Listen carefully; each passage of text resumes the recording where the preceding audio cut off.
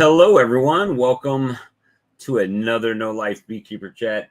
I waited to see if Tim and Hannah were going live. I didn't see their notification earlier in the week, and I didn't see them go live this evening, so I figured I would throw one up. And, they might be just enjoying their holiday and taking some time, and everybody deserves it. So, good for them.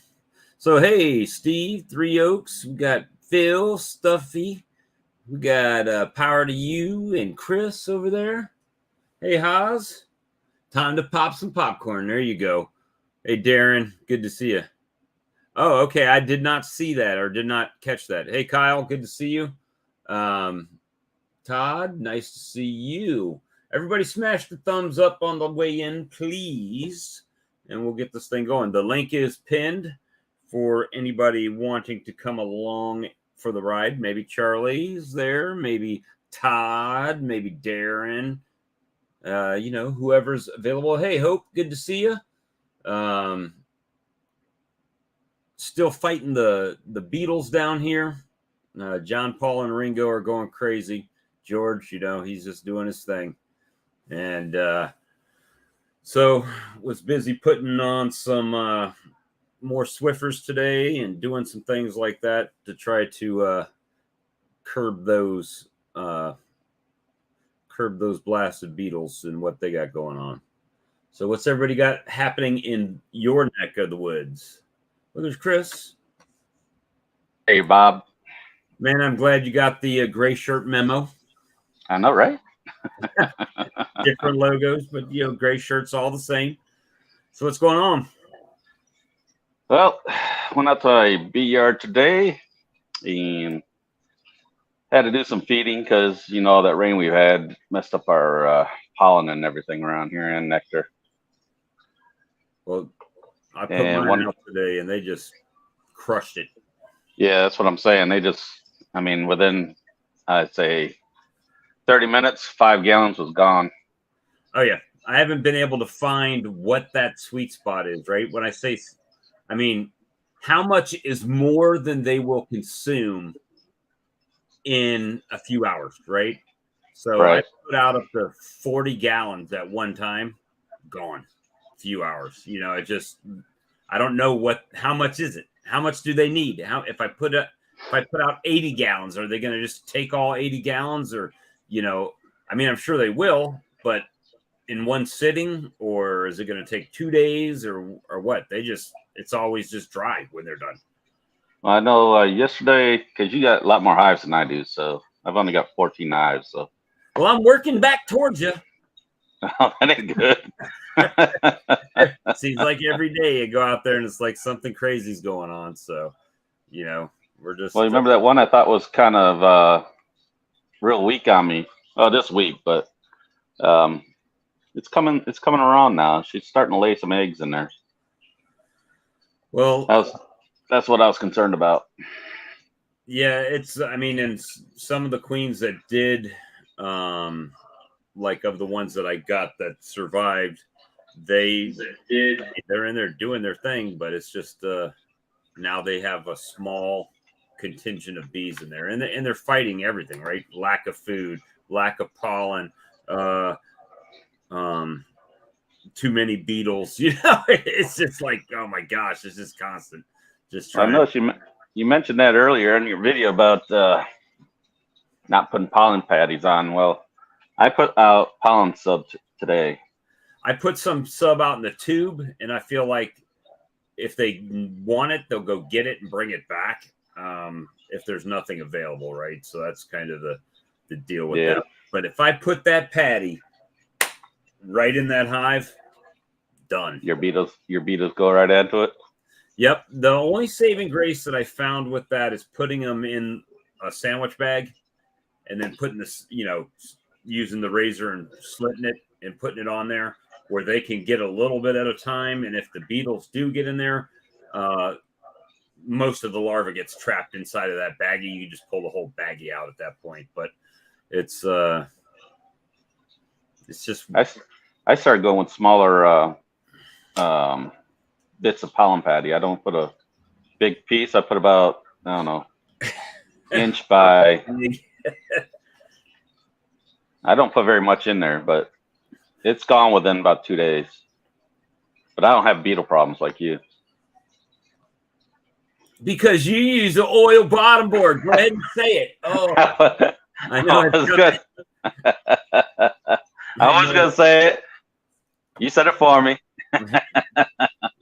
I knew it was coming, though. I do have a bottom screen without a oil base on it. I can bring that to you if you want to get like a you know, those little trays that you used to use in the kindergarten class. You can slide one of those in there. Like what kind? What kind of tray?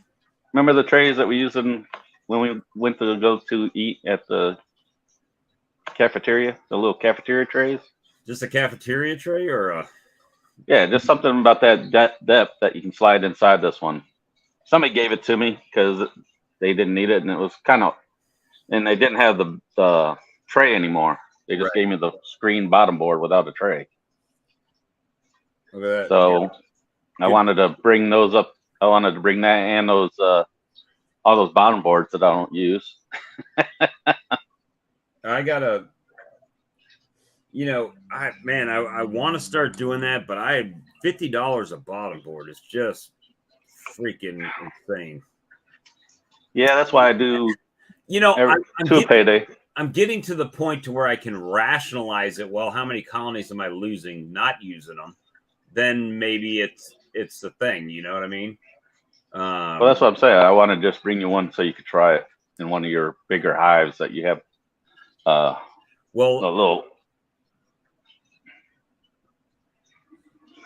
Yeah, Duck River Honey has a big small hive beetle problem. I haven't seen his video about his problem there, but if he's got it like me, I mean, I pulled a swarm colony, that I split for all those queens. I opened up the nuke that I had the original one, but no queen. Mm-hmm. It's a new queen, but the original colony, and it's a 5-frame nuke. I popped it off. There had to be 30 hive beetles inside the lid of a 5-frame nuke. So I was smashing it, and I ended up putting a Swiffer in there. Hey. Oh, you need 5 more minutes for your popcorn? Hold on. Did we catch you during dinner? No, not really. What's up there, Charlie? No, not much. Just hanging out? Yeah. Yeah. Well, I must have gotten last night. I probably got 5 to 10 messages. Hey, going Steve. live tonight? Going live tonight? Going live tonight?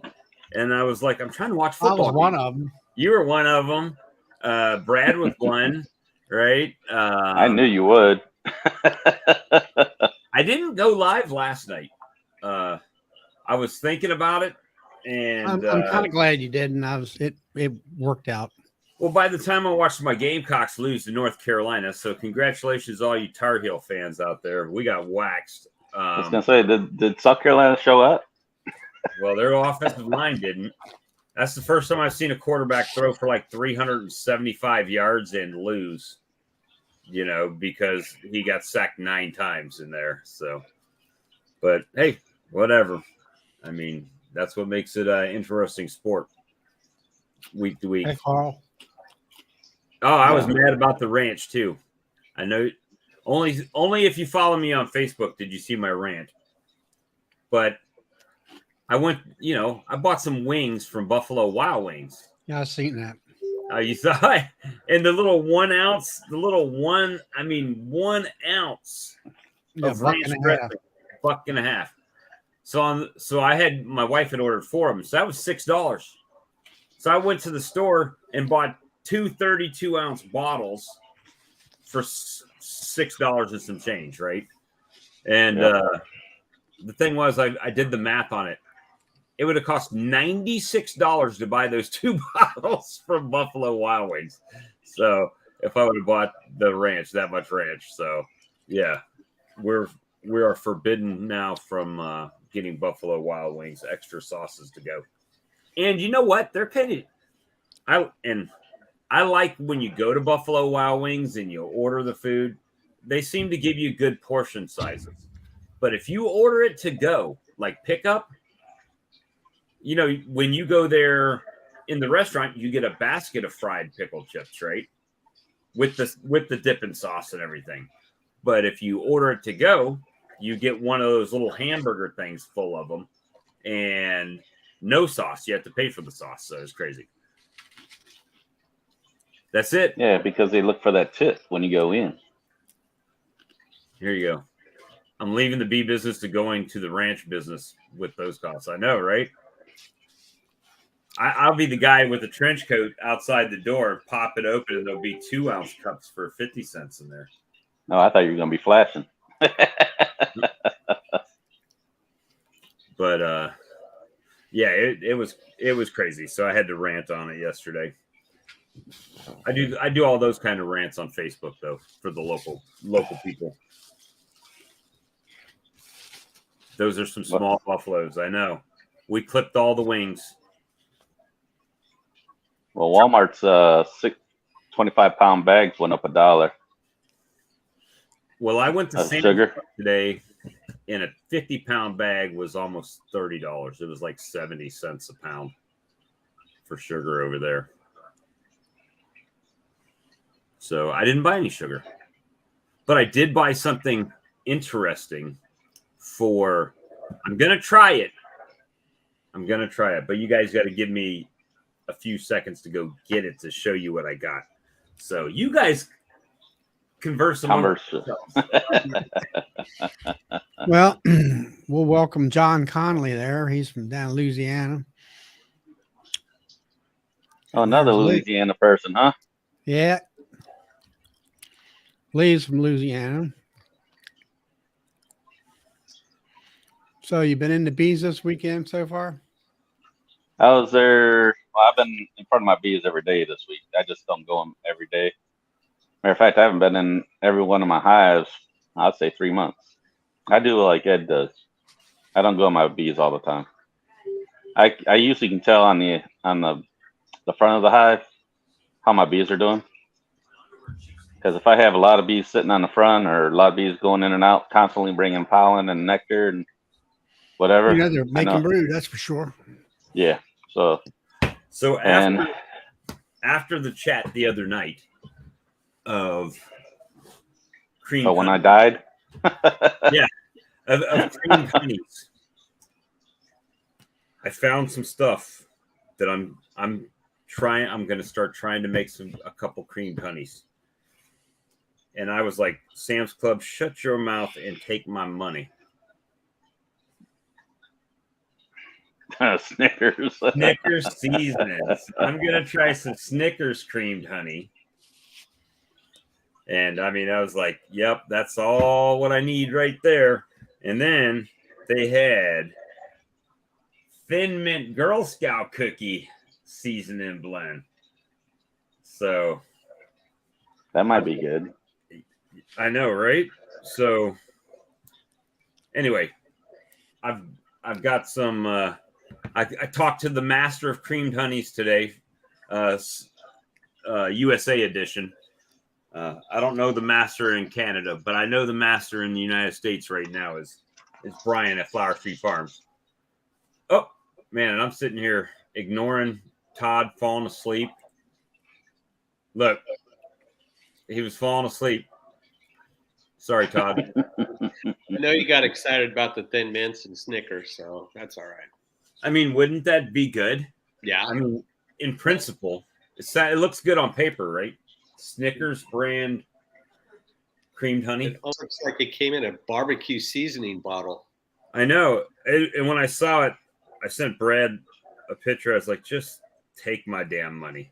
You know what I mean? It's like, just take it. I mean,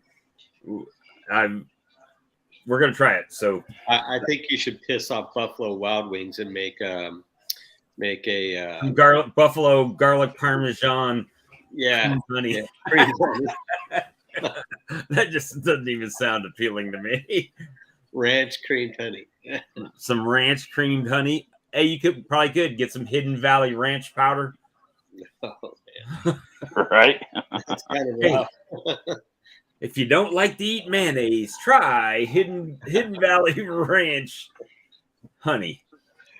So let me see. Shit Goldenrod nectar today. All right. So some people are getting the goldenrod, and some places down here are starting to see it. I'm seeing it, but it's just not popped yet. I've got a lot of goldenrod and a lot of ragweed. Ragweed. That's what we got. Ragweed for sure. I But got we a must lot not of- have much anything else after putting that feeder out today, and the way they just crushed it. So It's like my bees watch me carry the bucket over to it. I have tons of nectar coming in, but I have a bigger issue, and it's not small hive beetle wax moth, and not wax moth either. I wish. Falbrood. Mites. Yeah, I did some spot checks. I had two high. I didn't even count. It looked like they were 40, 50 mites in the bottom of that test thing. Brad, But here's the thing. I got a call from Mark Miller. I didn't answer it because I didn't hear it, but I tested his yesterday, and I had, out of 4 hives, I had 2 mites. And that was from one hive that had 2 mites. The other 3 didn't. So if you did a comparison, and I'm not saying Mark's in particular, but he's VSH, right? He tries to be VSH. mhm. Are you saying they are reduced from the other ones? Yeah, today spot checks came up like 20 and 30, and yesterday came up 0, 0, 0, 2. So How far are they those hives from your other colonies? those are, you mean in strength wise or population or time frame? Distance. Oh, they're in the same yard. Okay. Are they as strong as the other ones, or? Yeah, they built up quick. But 5 weeks ago, I think it was, I was doing counts of, like, I had a couple outliers, but I had some 2s and 3s and 4s, some 1s, but I didn't have 30s and 20s and whatever. So I've got a problem. Look at that. It's expected. If we would have went live, not go live another day, people would start like trembling and shaking and have to call the hotline, intervention hotline. So you're putting treatments on though, right? Well, I'll tell you, I had the extended OA Mm-hmm. that is supposed to come off next weekend. It would be 60 days. So I don't know what happened. Actually, it'd be 64 days. So I don't know what happened. Either, the strength of those pads evaporated or shrunk up or whatever. Was it pads or was it sponges? No, it was the pads. And I'll say the pads hold together, the sponges disintegrate. It's a mess. Those maximizer, well, they're not maximizer. They're those blue pig pads. They're white on one side, blue on the other. Yeah. They're awesome. So the sweetest sponges just disintegrate? They do, yeah. They work, but it's a mess. First of all, with those pads, you lay the blue side on the frame, and they don't propolize it too much. And they're easy to pick up. So you just scoop a hive tool underneath it, and they pop up. The Swedish sponges, they propolize around the edges, and when you pick it up, they just fall apart. So these pads are awesome. So I don't know what happened. Last year, I had the Swedish sponges on, and they worked. I had good results. This year, a lot of people are saying to put them down like they do Aprivar. Yeah, I thought about doing that, but I just didn't. Now I wish I did. I don't know. I don't know if it's the oxalic acid that just didn't work in those pads. I don't know. They were working for quite a while, but obviously in the last 4 weeks or so, they're not working now. So, What's your temperature now where you're at? so today was nice and cool. It was like 78, but it's been in the mid 90s, upper 90s, low 100s. It's that time of year where it's going to get down to low 90s, upper 80s. So what I was going to do in 2 weeks was I was going to start my ApiGuard and do 3 treatments of 33 milligrams or milliliter, whatever that measurement is, grams, I think. But I think I'm going to start tomorrow with 25 and do 25 for 4 weeks. Or Yeah, our weather's too hot here too. Because when I did do mite treatments, I used to use Formic Pro. Ooh, yeah. Yeah, Don't want to do that when it's hot. I might do just vaporization tomorrow too. If I have Just that help many out. mites, I might as well kill them, right? And then wait and do the ApiGuard next week. I don't know. Well, if they've So I'm doing a lot of thinking, if you know what I mean. strategic thinking. Yes.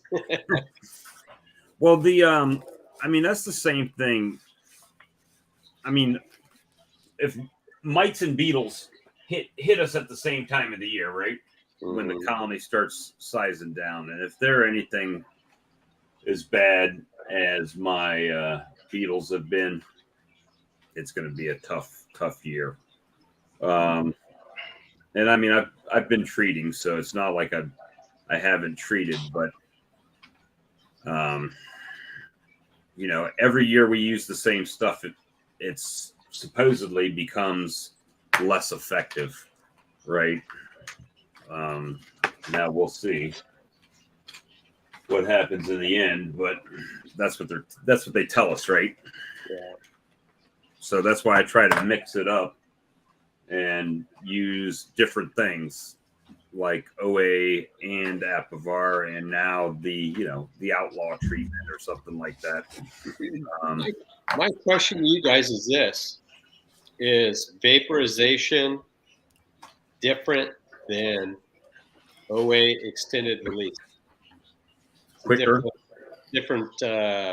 One penetrates the cells and one doesn't. Well, extended release doesn't penetrate the cells, from what I gather. It's on there long enough for the brood to hatch out, and then they get exposed to it. Yeah. And then, so it's on there for a few cycles, like Apivar. Yeah. Right. So it's a different delivery system, but it's the same compound. So I Right. don't know. That would be considered different. So why couldn't you put on your extended release and then still hit them with the vape? Well, that's Knock probably down what I'm gonna all do. as many phoretic mites as you can. When does your queen slow down? Because I'm sure that she doesn't stop. No, November, unless it's a cold year, which I don't think it'll be a cold year. But What do you call a cold year? I knew you were going to ask me that. Cold for us in October, November means you can wear flip flops and not sandals when you go Yeah, outside. I don't wear my Budweiser flip flops and a tank top. No, it's You can wear Crocs instead of flip flops or something like that. It's cold. I have to cover the feet up. I would say cold for us late October, early November is highs around 50, 52, 53, somewhere around there. Sometimes in the high 40s. So your weather's like ours. October. This is October, November, December.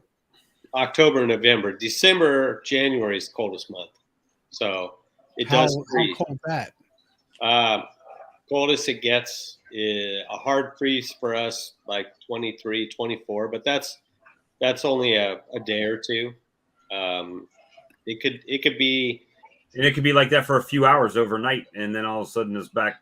Correct. Back up in the 50s, 60s. Yep. Yeah. So, you know, What it the was queen- All last right, year. so she has less brood. I mean, there's the temperature difference. There's the time of the year difference that she slows down. I'm sure there's a certain amount of slow down brood, and then it ramps up, right? Mhm. While if you get in there with your OA vaporizer, go in there and do the vapes in those slow periods. I mean, the best kill ratio is when it's the least amount of cat brood. Yeah. Which for me, I do late January or late December into January. That's where she's at the lowest point. And So I would do I like always two. If you're in the 50s, you can do 2 treatments a month. yeah, All right. Let me address this. Yes and no. That's the answer. Yes and no. So yes, I do. When I have a lot of beetles, I use it. However, no, I haven't used it most of the year because with 60 colonies, you're looking at, if it's 4 a hive, that's 240 mints. If they're double deeps, now you're looking at near 500 mints by the time I eat 20 of them. And, so it's just on scale, it's an impossible thing to do. A few colonies, yeah, sure, no problem. 17 colonies coming in, not a big deal to unwrap a bunch, but when you got a ton of colonies, it makes it very challenging to unwrap and put those on. I thought your mint pollen patties worked good for you, though. They did, but I only put pollen patties on the spring, so it makes it a little bit. Yeah, DC said I buy mints for my bees, but I eat them. I've got 600 mints right here, so that means, to give you an idea, if you've used mints, you know how fast they eat them. I would have to buy one of these every week to put on the colonies. That's quite a bit of unwrapping.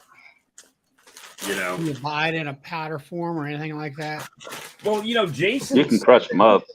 he was buying, or he got them crushed or something when he was on. But I found it effective for me last year. It just got to the point to where it's just too much to put them in all the colonies all the time. I put mine by the feeders and let them eat them out there. Well, then I get the ants eating them and everything else eating them, and I don't have that problem. yeah. But it's Bob shouldn't have that issue either with the pesticides he's got. Well, I've got a truck full of stuff, to use, but the thing is that I just I haven't been diligent with peppermint, and I haven't been diligent with my bees when it was hot outside. When it was really hot, when I should have forced myself to go work some colonies, I was like, nah, going in the AC, right? And not to mention, when it was really hot, the bees were really pissed, and I didn't want to deal with them. So I didn't. And now, guess what? I'm reaping the rewards of doing that. So definitely don't do as I do on everything or anything. Don't do what I do on anything. Well, I just got too many peppermints now. I got to get rid of them. Well, I'm going to put them on there. And, my thing is, if I have them in the yard, and that's the other thing, you're toting around a 10-pound bag of peppermint, and those bags rip, and then they fall all over the ground, and then they're all, they're just everywhere. It's like, and then the wrappers are everywhere, and it's just like, it's troublesome. If you've got a few colonies, it's really easy to do. Works. It worked when I put it in my in my pollen patty, like you were talking about, and it just gets to the point to where it's a lot. So I just knew those worked for you. That's all I know. Guess who else got a new truck, a new to them truck?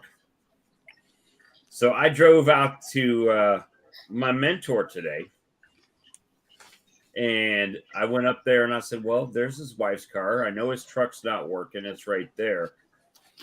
And usually, because it was cool, I figured he'd be outside. Nope, didn't see him. Gave him a call.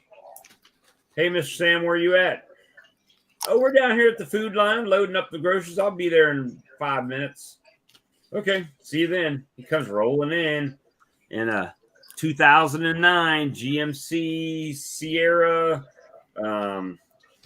What's GMC? What do they call the Z71? He got a Z71 model Sierra. It's a 09, but it's new to him. Yeah, so it's new to him, and I just saw his new truck. He said, I said, you didn't even tell me you got a new truck. He said, well, I figured you need to come over here. I'd go over there, and we'd see each other's trucks. And that's exactly what happened. And I think it's funny, like he sent a lady over here today. He didn't have the honey, so he sent her over here to get honey, and I sold her a pint for 15, right? She said, oh, I think I want the 10. I said, well, it's all sold by weight. So if you thought this was too small for 15, you'll think that's too small for 10. I said, but I know for a fact Sam sells his honey more than what I sell mine for. So there's no way you got a pint of honey over there for this price, So she's like, all right, just give me that jar there. So, where's everyone located? South Carolina, Maryland, Baltimore, California. Cali.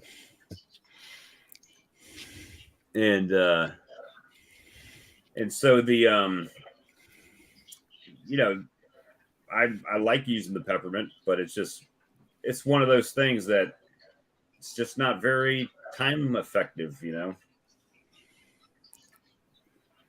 Of course, that goes back to what we said about those bottom boards. Is $50 too high for a bottom board? My instinct is yes. However, if it saves me a colony, then $50 is worth it. And Well, instead of buying a whole bunch of them, why don't first, can you make one? Second, if you can't and you got to buy them, why don't you buy a couple of them or one or two of them, see if they work? All right, Charlie, when have you known me to do anything in small scale yet? I mean, I'm just, from your personal experience, have you seen me do anything kind of off the cusp? I just know they work for me. And Honeystone, where in Pennsylvania are you at? And you have no beetles at all. You have not seen a beetle walking around in there. Me? Not in my hives. They're caught into the oil trays. I mean, that would be worth it because it wreaks havoc on them. Now, what about wax moth? No, I never see those. My hives are too strong for them to even get in.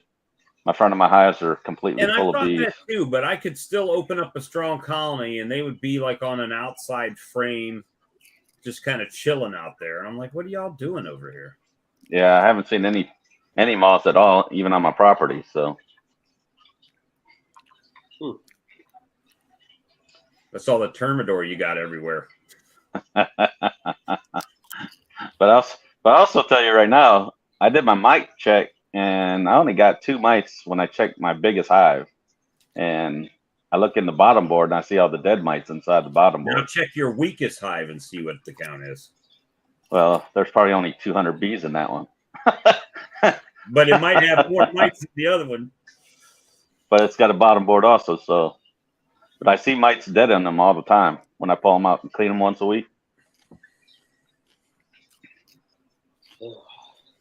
So I know it's killing them. Morgan said, do they make aluminum baking trays that would fit that? Oh, yeah. Yeah, it'll fit. So we might try that. So is it working for you, DC? You don't have beetles. Well, he says he's using one of them. I think I think this year, all of the rain that we've gotten I think that's what's propagated these beetles so bad this year. Because last year, yes, I used peppermints a lot more than I did this year. And yes, the beetles were lower, but I just can't think. I mean, it's such a drastic difference. I mean, it's crazy. I have a dead out failed queen I need to take care of. Is the so I think I have this might sound stupid. Todd might mimic this, Chris might mimic this. I think I have a greater loss percentage over the summer dearth than I do over the winter. Yep. This is like our Canadian winter right now. It just starving them out or pest, excuse me, or something like that, just, you know, wrecking it for you.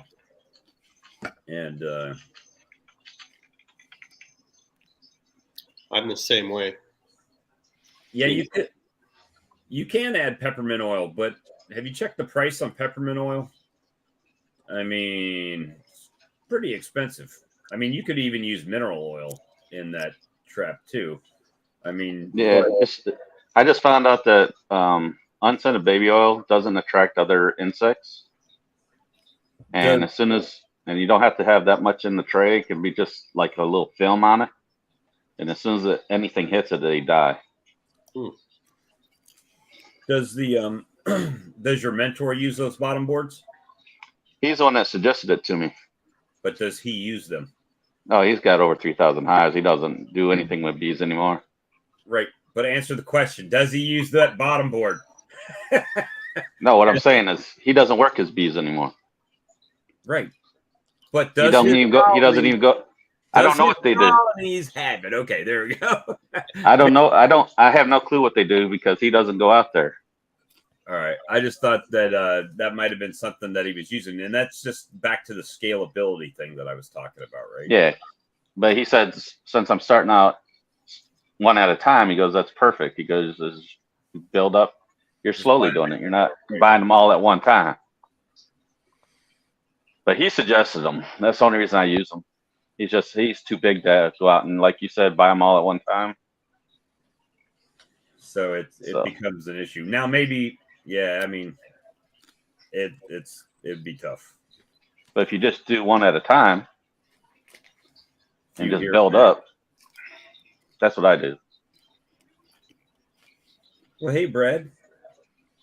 What's up? You know, just chilling. I've been listening. I'm sorry. Trying to render a video, so I couldn't jump in, but it's uploading now. Would this sell in Canada? You got to do that. You've got to do that. I am doing it. I've already got my seed. I called Brian for expert advice today, and I've got 10 gallons. I got 10 gallons of runny honey in my bottling tank right now to make sure I got all the floaties out of it and there's no crystallization in it, so I can break it down into a batch of creamed honey. Perfect. And then you can buy Snickers creamed honey on my website. No, I'm just kidding. It costs more to ship it, probably. And see, I'll have to look for that and try that. That Snickers powder, eh? Yep. I found it on Amazon too. They had this. They had cinnamon toast crunch and Girl Scout Thin Mints. Right on. So these things, guys, at Sam's Club, this one is 9.5 ounces, $3 and some change at Sam's Club. And this is a little bit smaller, 8.1, but it was also $3.69, I think, or something like that. So what are those made for? To spread over ice cream or something, or ribs, or what? It says great for ice cream, cookies, milkshakes, and more. So I'm going in the and more category with this. I wonder if you could mix that to liquid honey and make a syrup that you could put on ice cream or something. Oh, But wouldn't all the powder float to the top, or do you think it would? Well, it depends if it emulsifies or not. You know, it might. $1 million. No. Oh my gosh. So and you guys started this defilement with the conversation with Alex, and I'm like, yeah, that's what I need to do. Nobody down here. I'm tired of your insolence.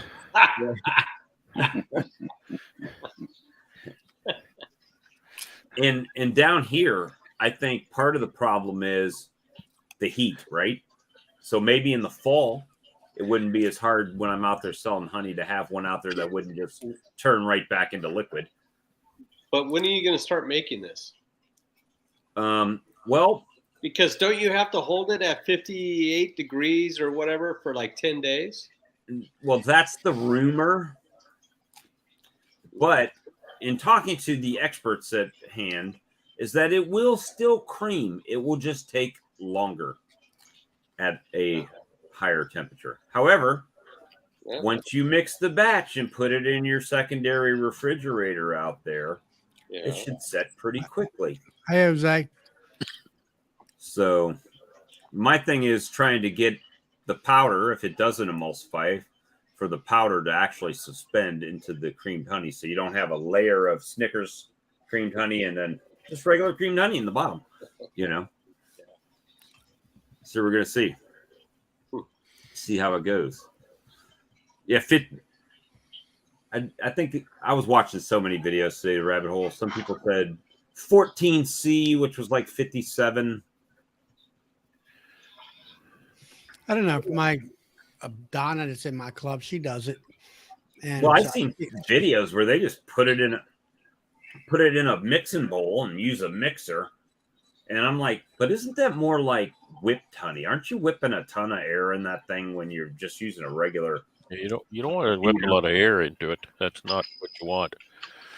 Right, want to, but I mean, you want to blend it. You want to fold it, and you know.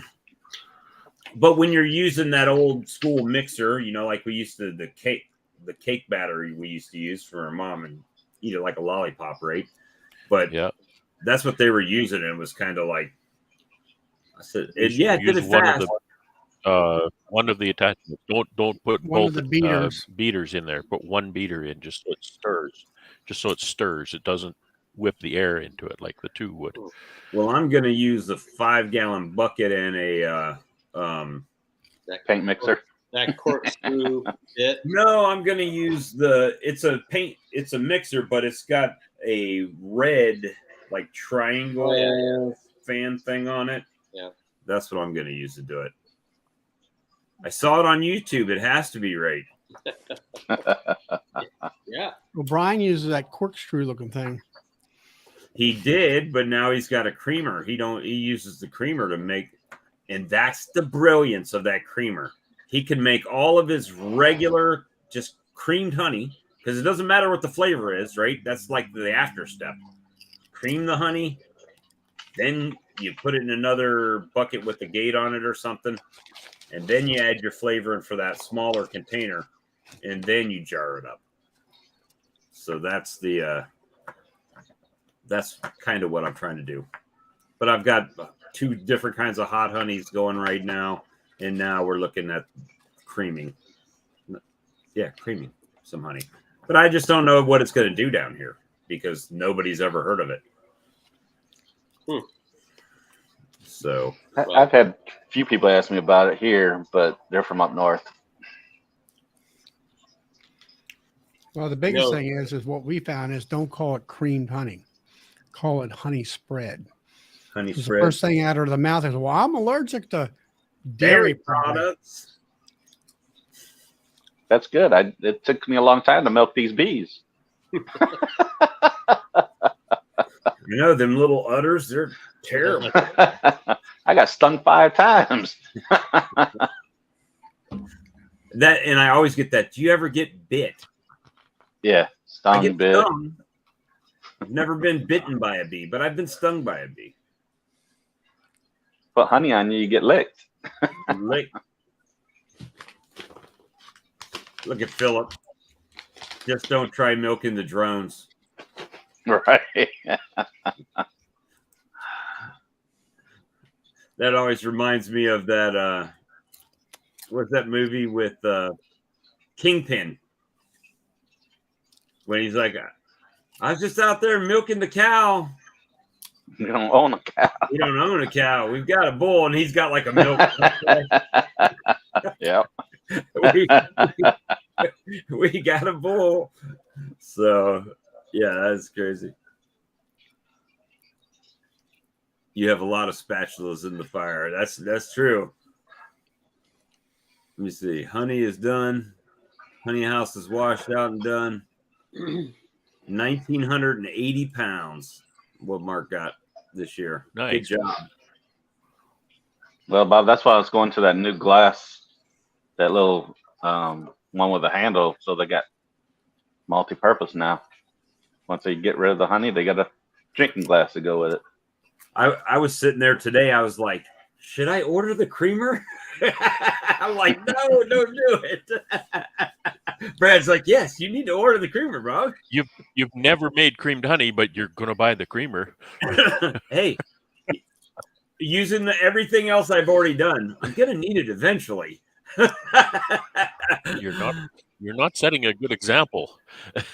Right. Well, you know, for don't, pacing like I said, yourself. don't do what I do. Let me see. New York laws are different for creamed honey and raw honey.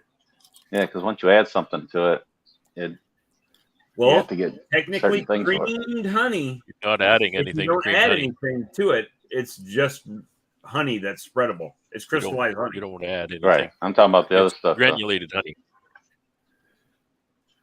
But they're saying once you put something like this in it, then it's a thing, flavors, right? definitely. Well, same here. But you know what? I haven't had any bee police come out to my pickup truck yet. So that's hey, have you tried this? Oh, you got to try this before you go. They come out to your place, Bob, take them to your really nice hive you have, and say, "Go ahead, look inside this one." That one hive, just take them. Yeah, that one hive. they'll leave real fast. It's all right when you put some liquid feed on the top; they nice and right up. It's amazing. It's amazing how that works. That's how you get rid of those inspectors. Mark, that's probably what I'm going to be doing tomorrow, spraying out my extractor and my uncapping tank. Thought about doing it today, and I was like, nah, good. Not going to do it. Plus, I got all on about the Snickers flavored creamed honey. I was thinking of running to your house tomorrow and bringing you that stuff and get me a bottle of your swarm lure. I ran out. I am here. I will have it. I'm not planning to go anywhere tomorrow. Of course, I didn't plan to go anywhere today, but it didn't end up that way. And then I got another call from someone saying they wanted 3 nukes. I'm like, you sure they want 3 nukes now, this time of year? This late? I look at nukes are better than packages, at least. My nukes don't even look like nukes to my standards, right? And I look in there and I'm like, don't know about that. But hey, Mr. Mark, I sent you a text. Brad, what did you do in your bee yard today?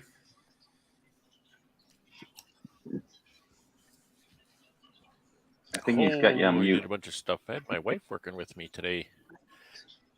We gathered up queen excluders and bee escapes. Put the bee escapes in the truck to head out to the out yard tomorrow. Set escapes there. Put the lifter into the truck. We checked a bunch of hives for queen rightness. I actually found quite a few queenless hives. I had a lot of swarming, so I wasn't surprised to see that. I just don't want to feed and treat queenless colonies, you know. So we wanted to make sure we found them out. I did a few transfer framers to different equipment. And I actually did some woodworking today. If I would have took my wife out, am I dropping out, or are you all dropping out? No, you're good. Yeah, I think you're good. I don't know. I couldn't take my wife You in the took bee your wife yard. to the bee yard? I couldn't.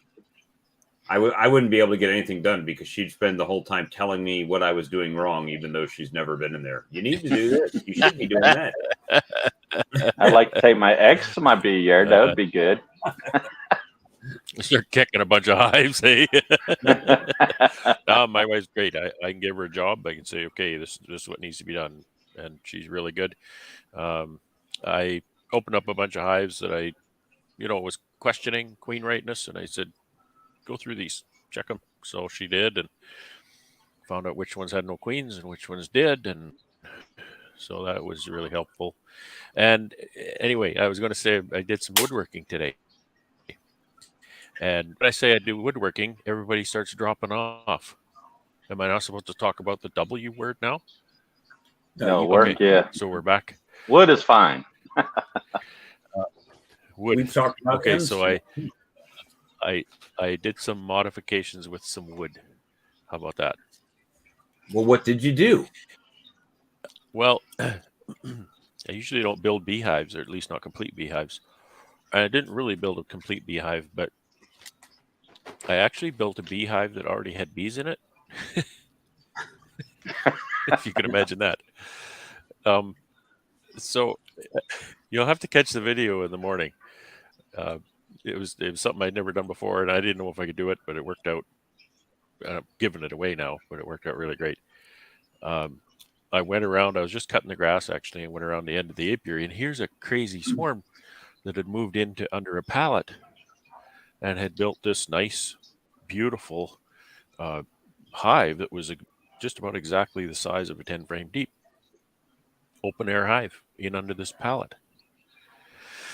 So I looked at it and I thought and I arranged things and did some drawing and got my tools out, and I cut the top of the pallet in a square that was exactly the size of a 10 frame box, and I lifted the open air hive out, and I put it in a 10 frame box, and I put the lid on and set it back where it was. So now I've given it away, but you can watch the video tomorrow anyway. That's what I was rendering. So it is in a box, So- but it's open air in a box now.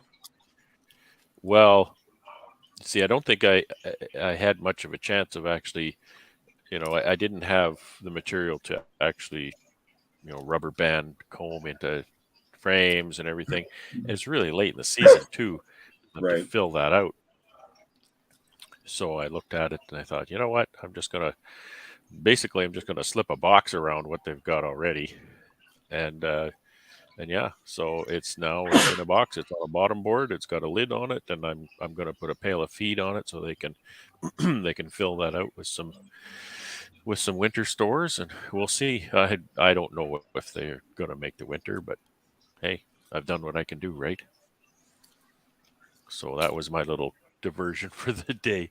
I didn't plan on doing that, but used an hour or so of my time. Brian said, I left some frames outside that had black foundation and the sun melted the comb off in some spots. Will they fix this or no? Not on plastic. Probably scrape and recoat. You gotta re-wax that. Roll some wax on that. Even in my climate, I'd careful not to put black foundation in the sun because it'll melt it off. Was that the bees under the bottom board in today's video or another bunch? That's what Shane said. No. Excuse me. No, it was around the corner, is outside the apiary. The stack of pallets that I have there just as a windbreak, right on the end of that stack of pallets. Brad, with your download speed, you sure will be ready tomorrow? Maybe not. I'm being optimistic. By end of the week. My upload speed's even worse. So, and then I'm once it pretty gets sure there, then YouTube has to ready. process it, right? So It's not a super long video. Charlie's very talkative tonight. He's eating that popcorn corn. It's actually finished uploading now. So it'll be ready in the morning. It's already up in the cloud. Charlie needs to give us the single brood chamber management update. Well, Management. I did what Brad did. I went out there to that hive that Virgin Queen, I guess she was, for the last month, didn't do anything. And I took and shook the bees out in the grass. And I did find her before I did that. And then I just took the hive away and I set the 2 mediums up on a log so they could rob it out. But did you shake them out in front of another colony? No, I went out there in the field, 20, 30 feet away. And there was, a dozen hives or more there for them to go to. So they went back to wherever they wanted to go to. And got rid of that hive. So I got some global patties out of the freezer, a couple patties, and I cut them up like in quarters, and I put them in these 4 or 5 nukes that I've been, building the queen and their hive up, give them a little more, pollen, because the pollen, we don't really have a lot of pollen coming. I watched them a little bit. I did see a bee ever so often coming in with some yellow pollen. And what it was, I don't know. There isn't any goldenrod here yet. So did that. Kept bedding those weaker, ones that I'm trying to get built up with some formic or pro sweet, some straight pro sweet, it's like honey, and so they don't have to dry it out. They can store it. And then today I went and put those frames in the freezer. Make sure that all the eggs and stuff of wax moth or beetles or whatever are dead here in the next several days. And that's pretty much it. And then I went through my storage facility where I keep my boxes and stuff, and more or less just kind of cleaned it up, organized it, and make it look good. And that's pretty much it for the bees. I got to do my honey house so it's organized to where I can do it for all the extra equipment and get that organized. So it's a work in progress. Everything always around here. Let's see. Yeah, if I keep getting more equipment given to me for free, I have to get me another storage shed myself. It's Fred keeps going in and out. Is that by design? No, he's turning his video off. Yeah. Yeah, I'm here. I'm sorry. I get in kind of late from work and have to feed myself. So you don't want to watch that. Nobody wants to see that. We watch Charlie every time and me most every time. Charlie's pretty discreet. See? That's discretion right there. Hey, Charlie, Shane asked you what kind of sugar is Pro Sweet. What's that? Shane was asking what kind of sugar is Pro It's a Sweet. blend of Pro Sweet is what Man Lake sells. I bought a tote of it, about 200 gallons of it, about 3 years ago. It has the same consistency as honey. It's about 11 pounds to a gallon or something. But it's like high fructose corn syrup mixed with sucrose. something. Right? Yeah, it's mixed with something. It won't turn on you. Turn on you. The beauty of it is I can feed nukes 2-frame mating hives right in the middle of 10-frame hives, and the mother bees can't smell it, and they won't, rob your hives out, and it doesn't turn on you. And I have been feeding it here where I took 2 cups and filled the rest up with water in a blender, and I put some Apis Biologic in there and some Hive Alive in there and all that. And they drank it down like crazy, but in quart jars. But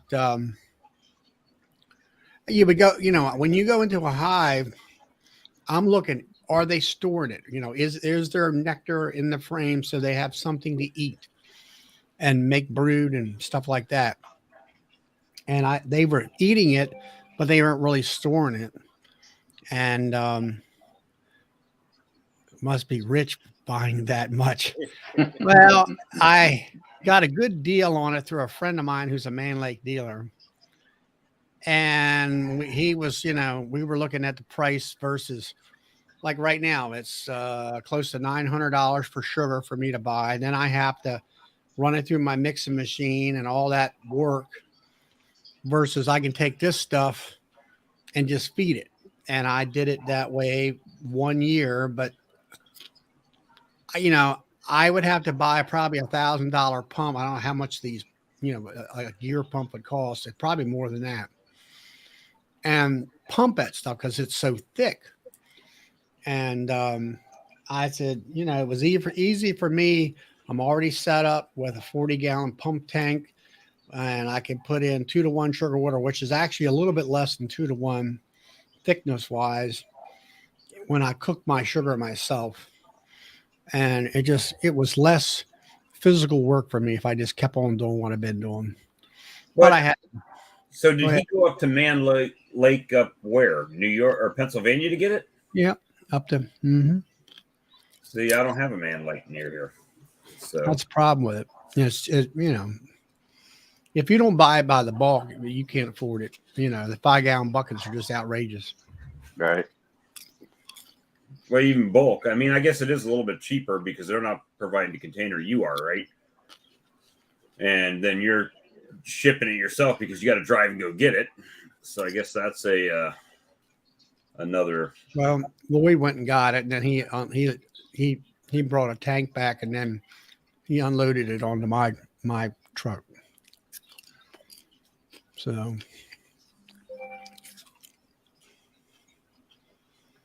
Well, I mean, with ProSweet, it's all about being in an area you can get it from. That's what I'd say. I mean, or, you know, same thing. I bet you if I went and bought a few totes of syrup, that people would come to my house and buy sugar syrup, almost guaranteed. You know what I mean? But it's Man Lake James. Or for James, anything within an 18-hour drive. To go get. But you know, there's just nowhere around here that gets it. So, and someone told me that and I forget who it was, but might have been Stuffy. I'm not sure, that they may even stop selling the syrup in Charlotte. So could be a drastic thing there.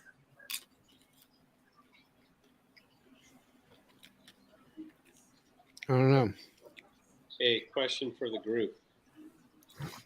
So if I use Apiguard and I still have honey on the hive, I know it's going to turn into Listerine, but can it be fed back to the bees next year? Just think how fresh the bee's breath will be. Yeah. But watering it down, I'm wondering if that cuts out most of the Listerine effect, or will the bees even take it? I want to hazard that one. Okay. I don't know. But what happens to the honey that's already in the brood chamber? Well, yeah. Hey, true. you take your honey strippers off, there's honey in that brood chamber, and the bees are going to eat it. Yeah.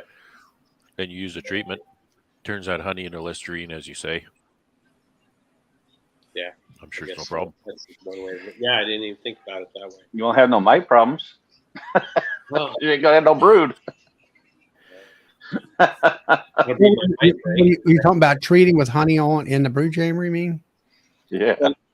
Well, yeah, it's in the brood chamber. I'm not going to take that out, but anything above that, you know, if I do happen to leave it because there's brood up there, because I do have some boxes that have brood and quite a bit of honey. I mean, I could pull the honey frames and replace them with empty frames, I guess, if I needed to, but well, I don't know what I'm. Hey, Brad, Brad Cajun Homestead. Charlie says it won't go bad. Pro Sweet. Yeah, Pro Sweet. I've had it for a couple of years. Yeah. Still it's still in the tote. I don't know. I got 50 some gallons of it. I think it's in the tote now. It's been in there for 2 years, and I've been filling 5-gallon buckets in order to fill these quart jars because I have a bottling, with a little thing on the bottom. Yeah. And it's like yellow looking. It's perfect.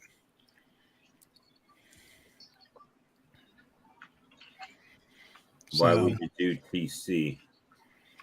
TC. I don't know. What is TC? I don't know. I don't know. Hope someone just told me that they were saying they may not be selling that very much longer, like we've been buying it. So maybe they're getting some heat. I don't know. Somebody found out upstairs probably. Yeah, that they're making them more than the CEO of the company selling sugar to beekeepers. Yeah, right. Probably so. 610 pounds is 55 gallons. So for 55 gallons of the syrup that I get here, it would cost me $110.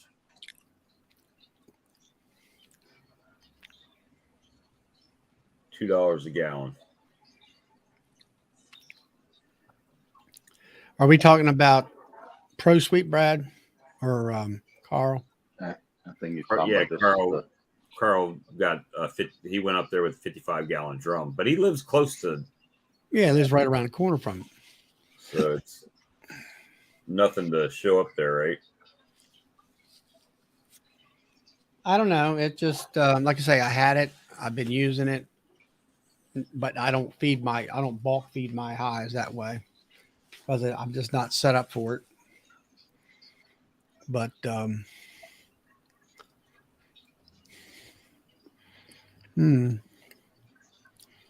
don't really have a problem mixing my sugar water. I'm set up for that.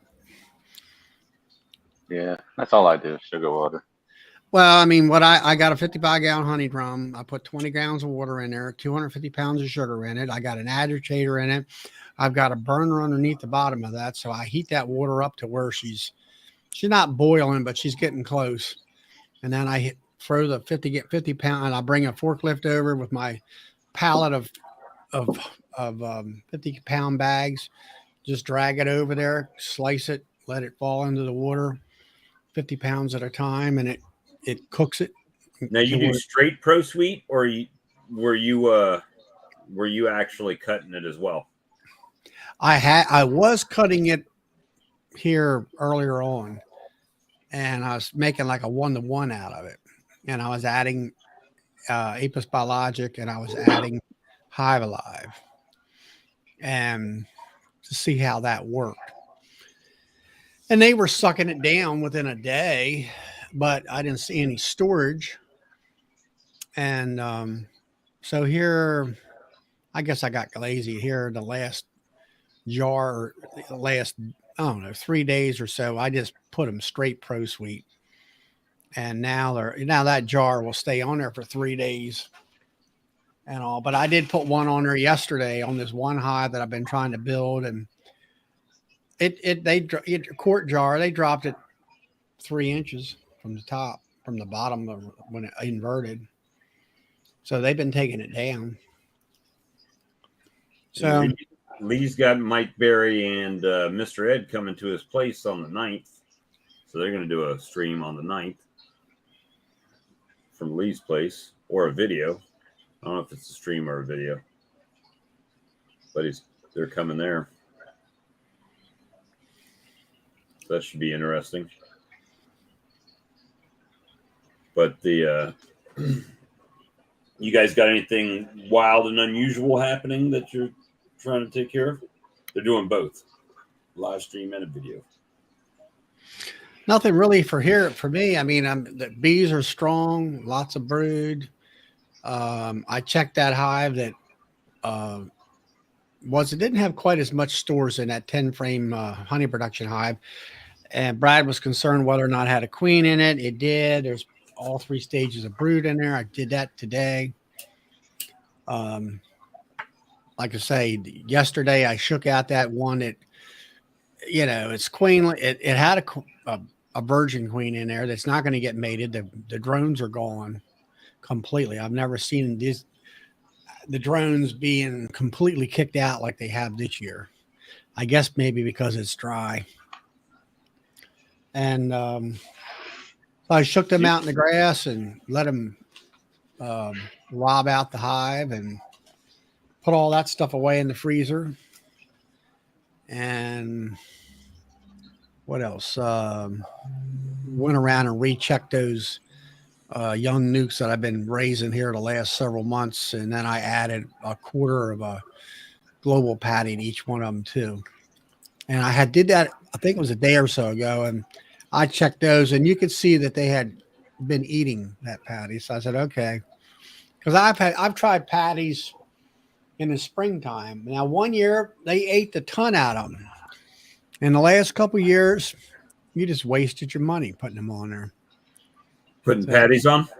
Yeah. They didn't eat them. They were, the fresh stuff was coming in. Yeah, for me to put patties on at this time of year, that's a whole new concept for me. I kind of took a lead from Ian and Brad doing it. I said, well, let's try it, and see what happens because there isn't any pollen coming in. Now, I did see a bee every 5 minutes or so bringing in a little yellow, pollen dot on them, and that was about it. It's been dry, and there hasn't been any we haven't had any rain or anything. So they seem to be eating the patties I put on. And they're, taking the feed in.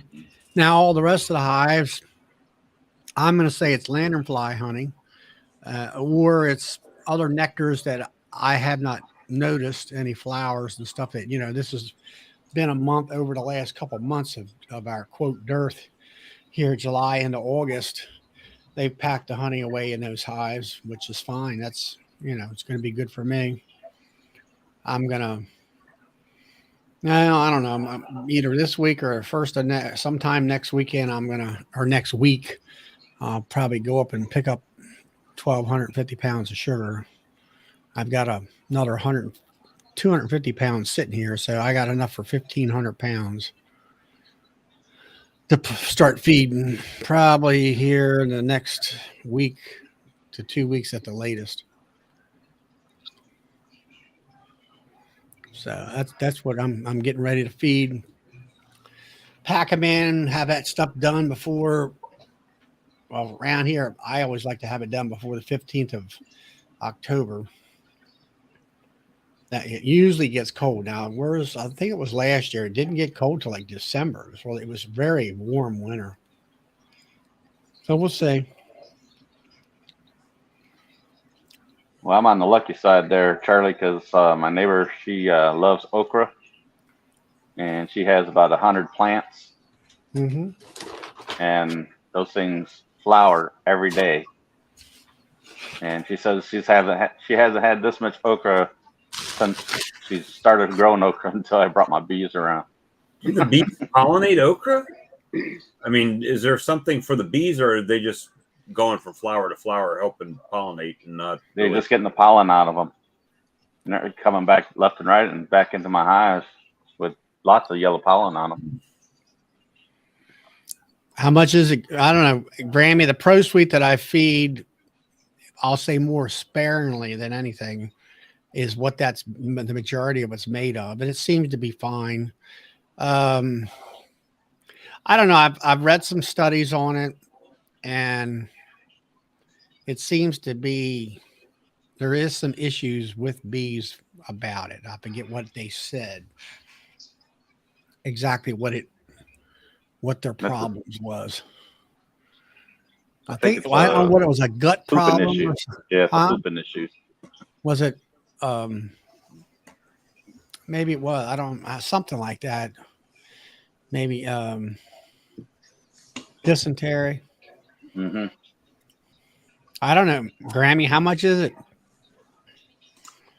You know, type of thing. But anyway, I like I say, I'm set up to cook the sugar water. I'll cook it one that night, leave it cool till the next day, and then I'll put it in my 40-gallon tank. And then once I get the ball rolling, then I cook every night, and then throw a tablespoon of Apis Biologic in to turn it into the good stuff. Have you got your Apis yet, Bob? Nope. It'll probably come about the time everybody stops feeding for the year, and I'll be stuck with a couple $1,000 worth of it sitting in my thing over here. I don't think I would have sent it back. I said, quick. Well, I did what I was asked to do, and now You have the control on hand, right? what's that? You have control, the control on hand. No, I have nothing. Oh, really? Right now. I have nothing. I've got this. I've got one big ginormous bag of activator. Yeah. Let me get about 300 more hives, and I'll call you. Charlie, I did the single brood management today. I slammed them all back down into, or it was yesterday, back down into singles. I wasn't going to do it, but then I went out and checked all their supers, and they're all dry. At least the ones, the 18 in the woods, they're all dry. And all right, now explain your hive setup. How many boxes have you got on a hive, or did have? Just a single deep, and then the honey supers. And so why isn't your honey flow over with? Yeah, that's why why are they on there? Because last time I put one back on for them to dry them out, and they filled it. And then so I put the wet ones back on for them to dry them out.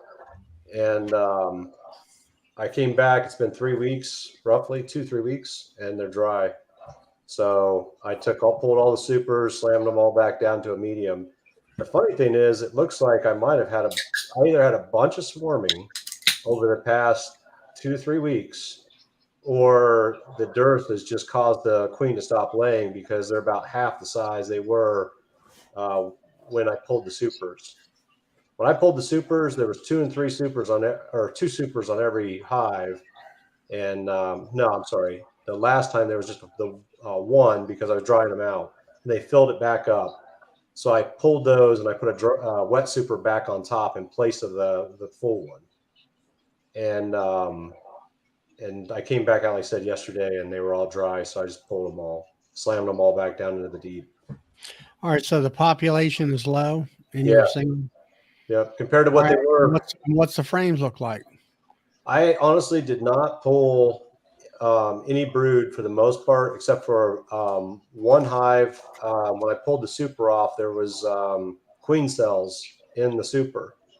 And so I dug into the deep, and there was like 16 queen cells in that hive. So this is where I was going to ask. This is the Brad question. This is where I was going with this. Uh-oh. Deer in the headlights. So I have 3 old queens plus this hive. So what I did, and it's probably totally wrong, and I could go resolve this in the next 4 to 5 days.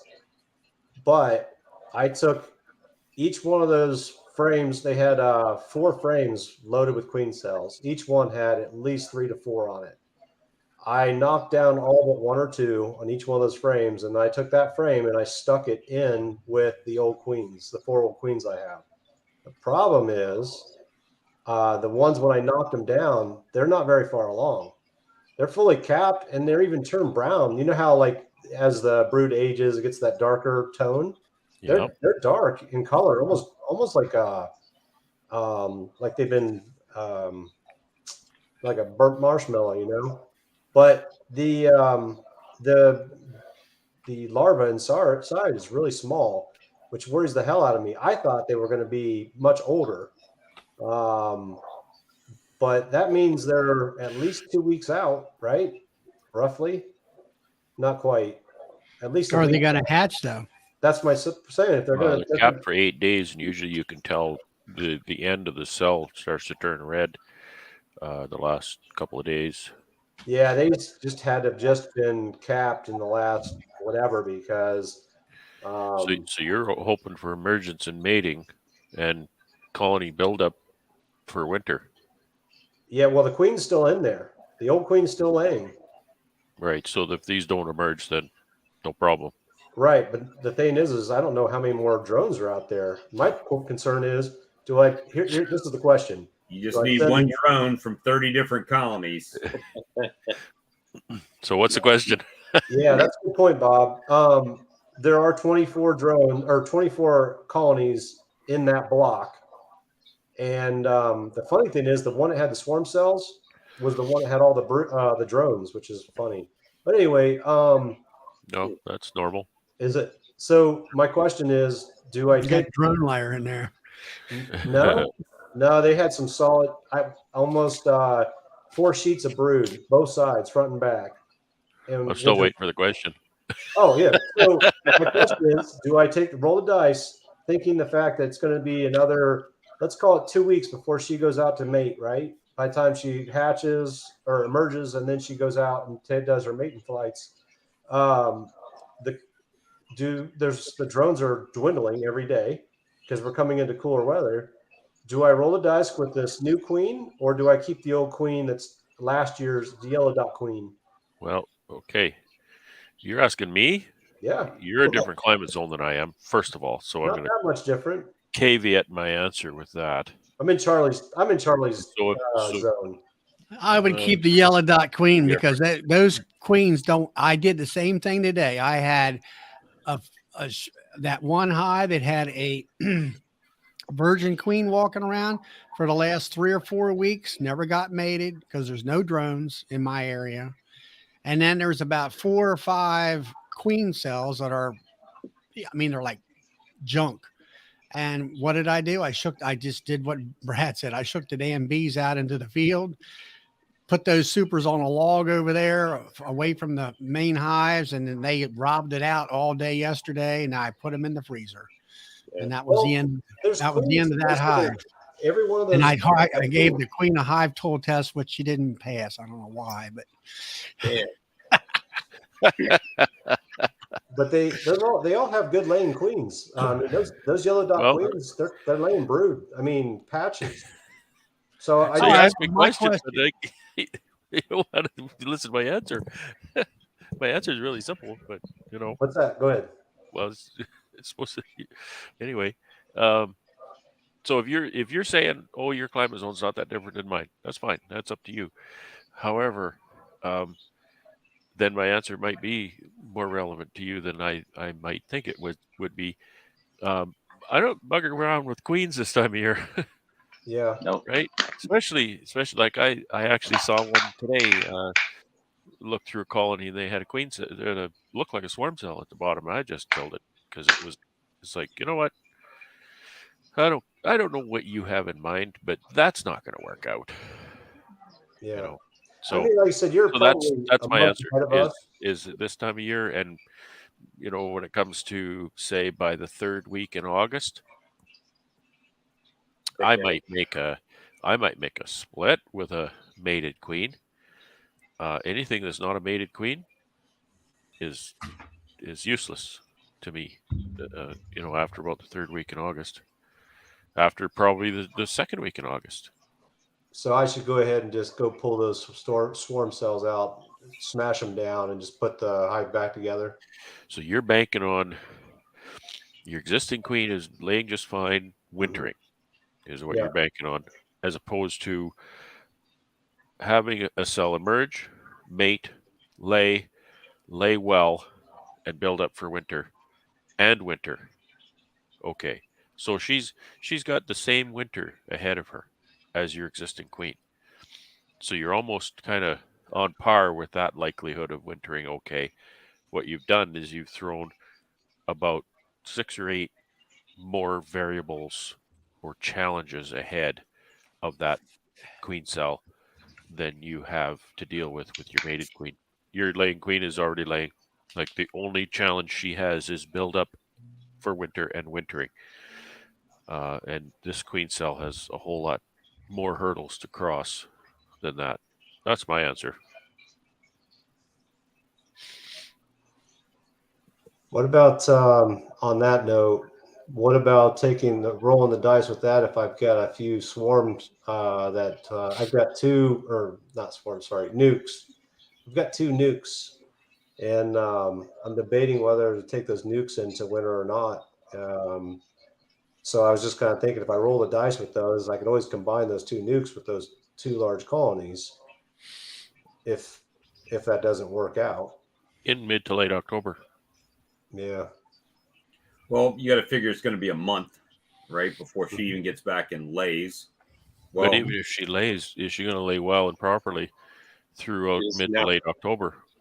Yeah. I would forget this I got a idea. nuke out there now that it was a virgin queen, and this has been a couple months ago, and she was laying and laying and laying, and there's a nice big patch of brood. And I went out there and I looked for the last 2 days.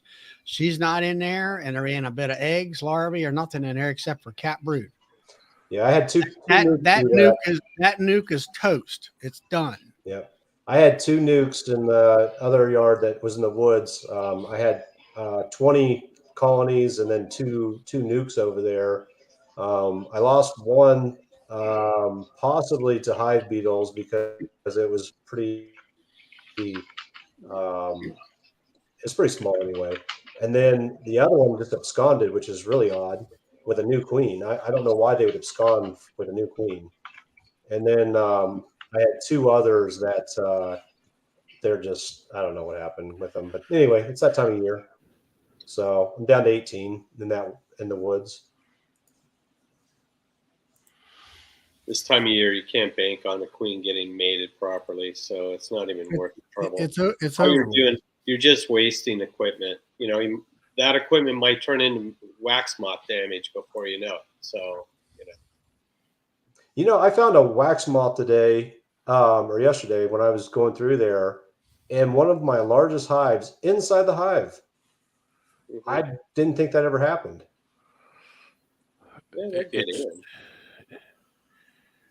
Yeah, it's less likely, but it can happen. I found one. Yeah, I've seen it. I was blown away. I just couldn't believe it when I pulled up the super, and one of my it was like my second largest hive, and there was a wax moth in the second. It had two supers on it, and there was a wax moth in the middle super. I was blown away. I just couldn't believe it. She took the hive. What'd you say, the hive tool challenge? Yeah. Mm-hmm. She didn't pass either. But now you got these bees in a single brood box. Mm-hmm. And now, do you have food inside that brood box? I don't know what's in there because I didn't. What do you mean you don't know what's in there? You're supposed to be in there looking and making sure what's in there. I didn't have time to get to it. I pulled all those supers and they were all dry. All right, your supers are dry. That's done. You're done with that. Now get in that brood nest and find out whether you got nectar and you got honey. If they're cleaning out that honey super because they're hungry, guess what they're doing in the brood chamber? The same damn thing. That's in brood.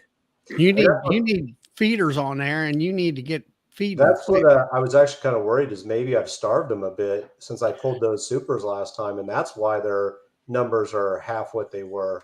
Maybe they are at all. I'll bet. You need to get in there and look at that brood frame.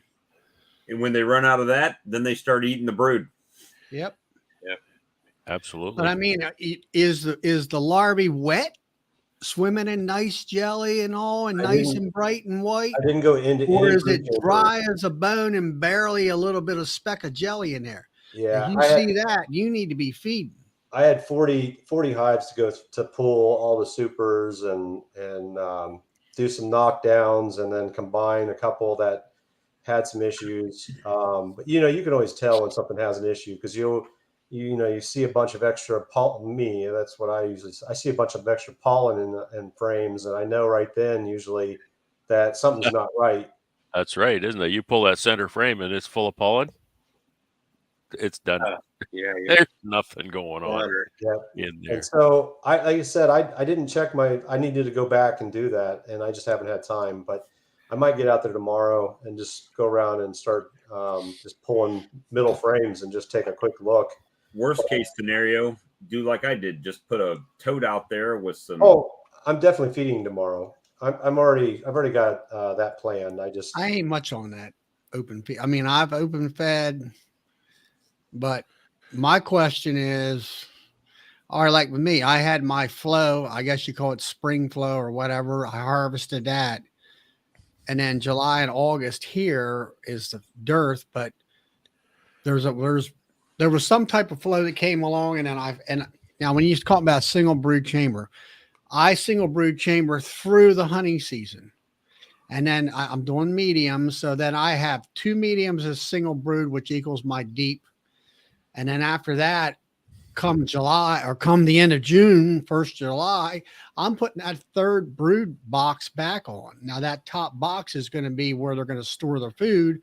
And then as I feed them here in a couple of weeks, they're going to fill maybe into that middle part of that hive and everything. But you need to check the brood chamber and see what's going on in there. See, I wasn't too worried about it because we had a flow going on. What? We have Goldenrod. We have. I wouldn't bank on that because I mean, what I've heard from different people and from like Bob Binney, that guy, he said there was about 25 different types of goldenrod. Yeah. And there's some goldenrod that puts out nectar, and there's some goldenrod, and the ones we get around here doesn't put out nectar, and you get plenty of pollen, and that's it. You know, there is no flow here unless you have BB trees or you have Japanese knotweed. I went up to Pennsylvania last weekend down in this creek where this valley was. There was acres of that knotweed in bloom. The bees would have had a feast if it was next to my house, but you know, it's not around here. So, you know, you're gonna have to get in them brood nests and comb through them and see what's going on. I'm curious to hear why you're not big on open feed. And I think it's geographical, not so much.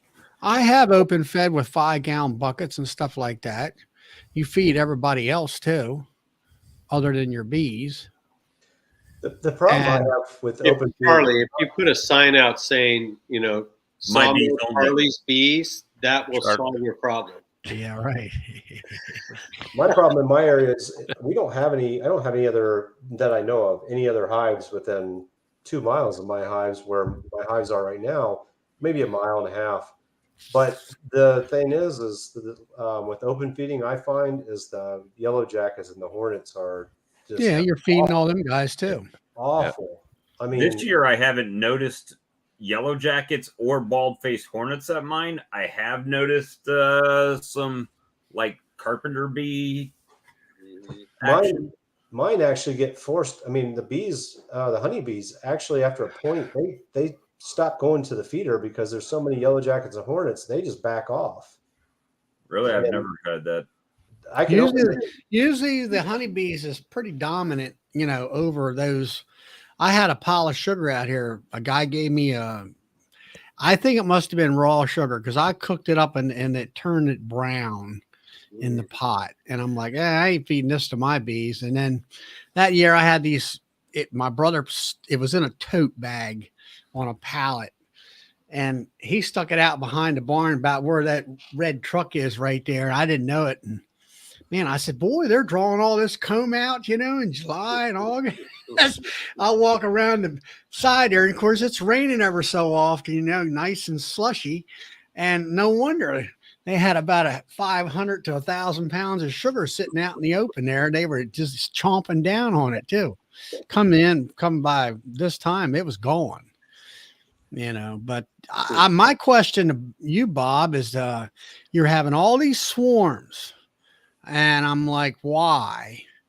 You know, and it's like, open feeding? It's this little thing called a hive beetle.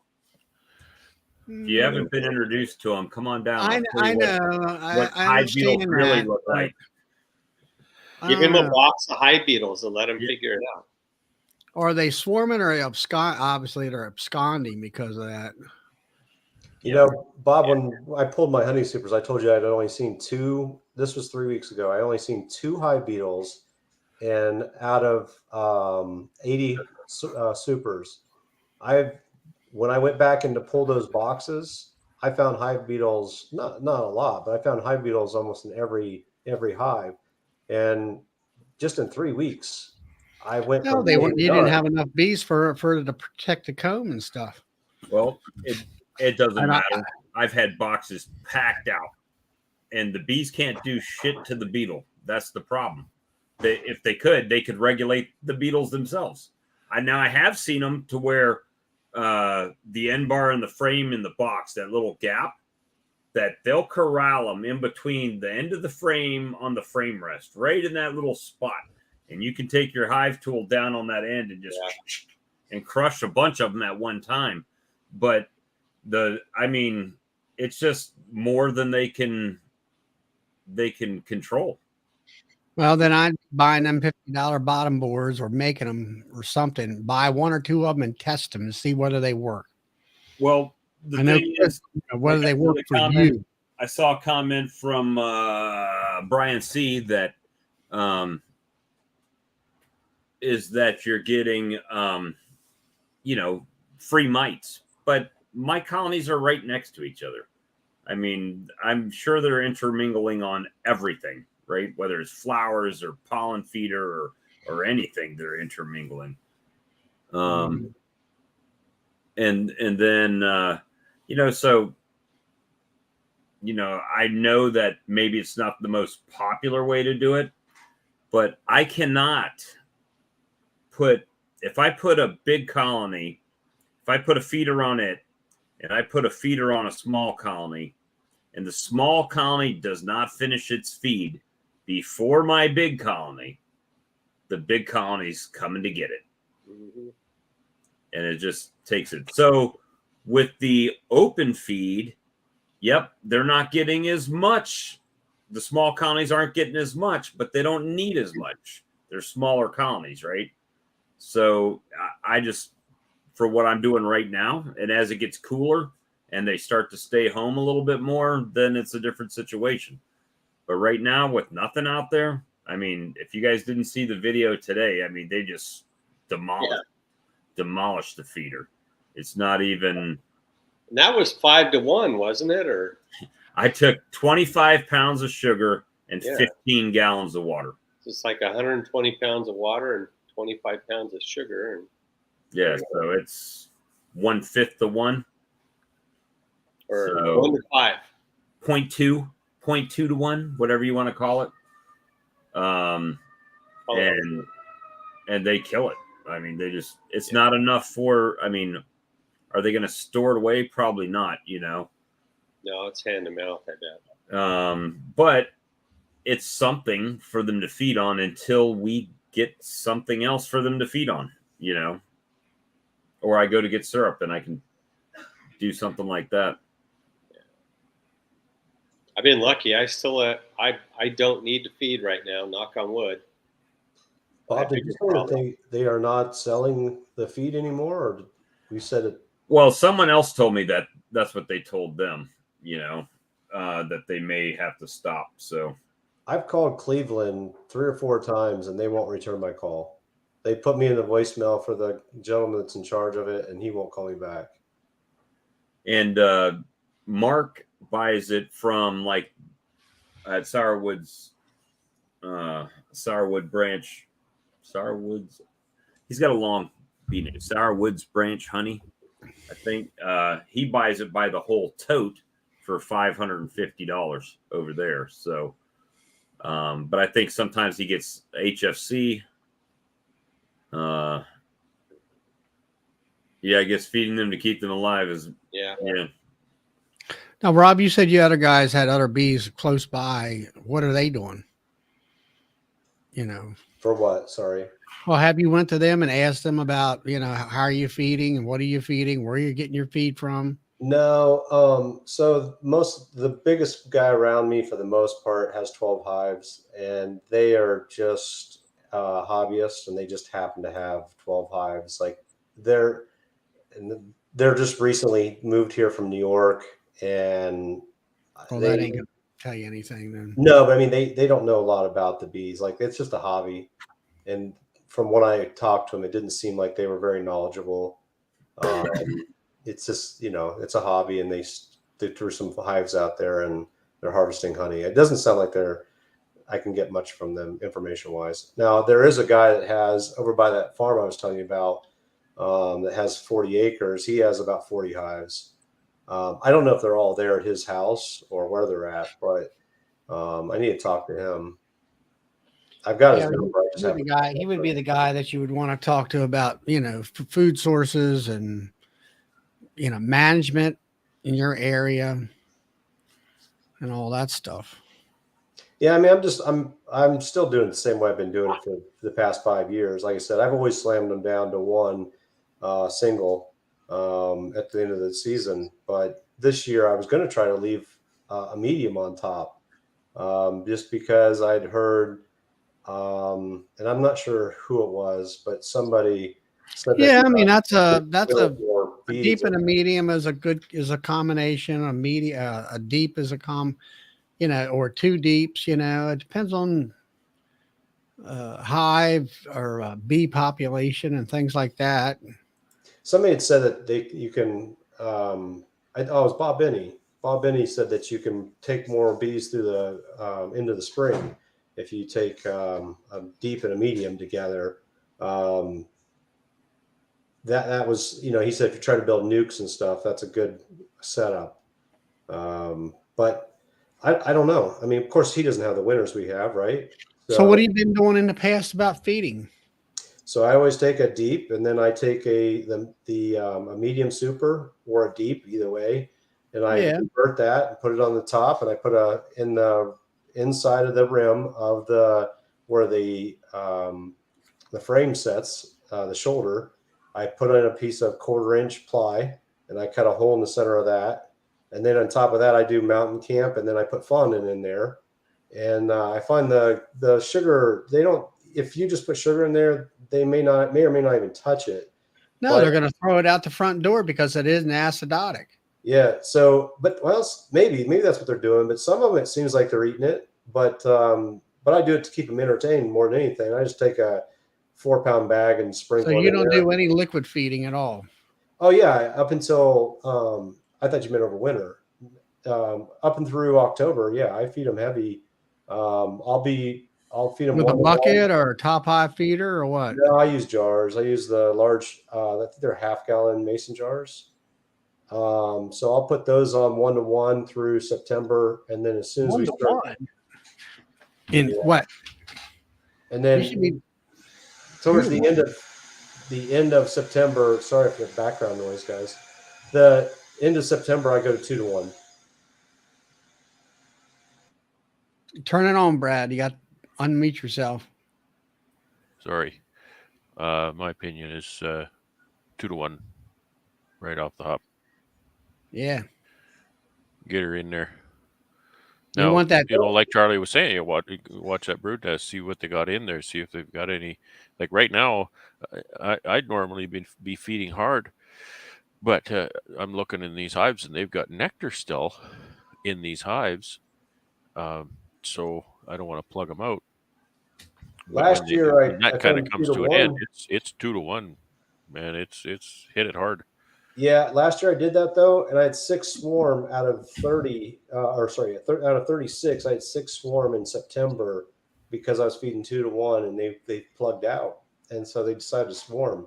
So the previous years I didn't feed that heavy, but last year I was like, okay, this year I'm going to get them heavy, and then I had all the swarming problem. So I don't know. That's I think it's a fine line, I guess. Yeah. Well, we had an exceptionally warm year, like Charlie said last year. We were warm all the way up and through.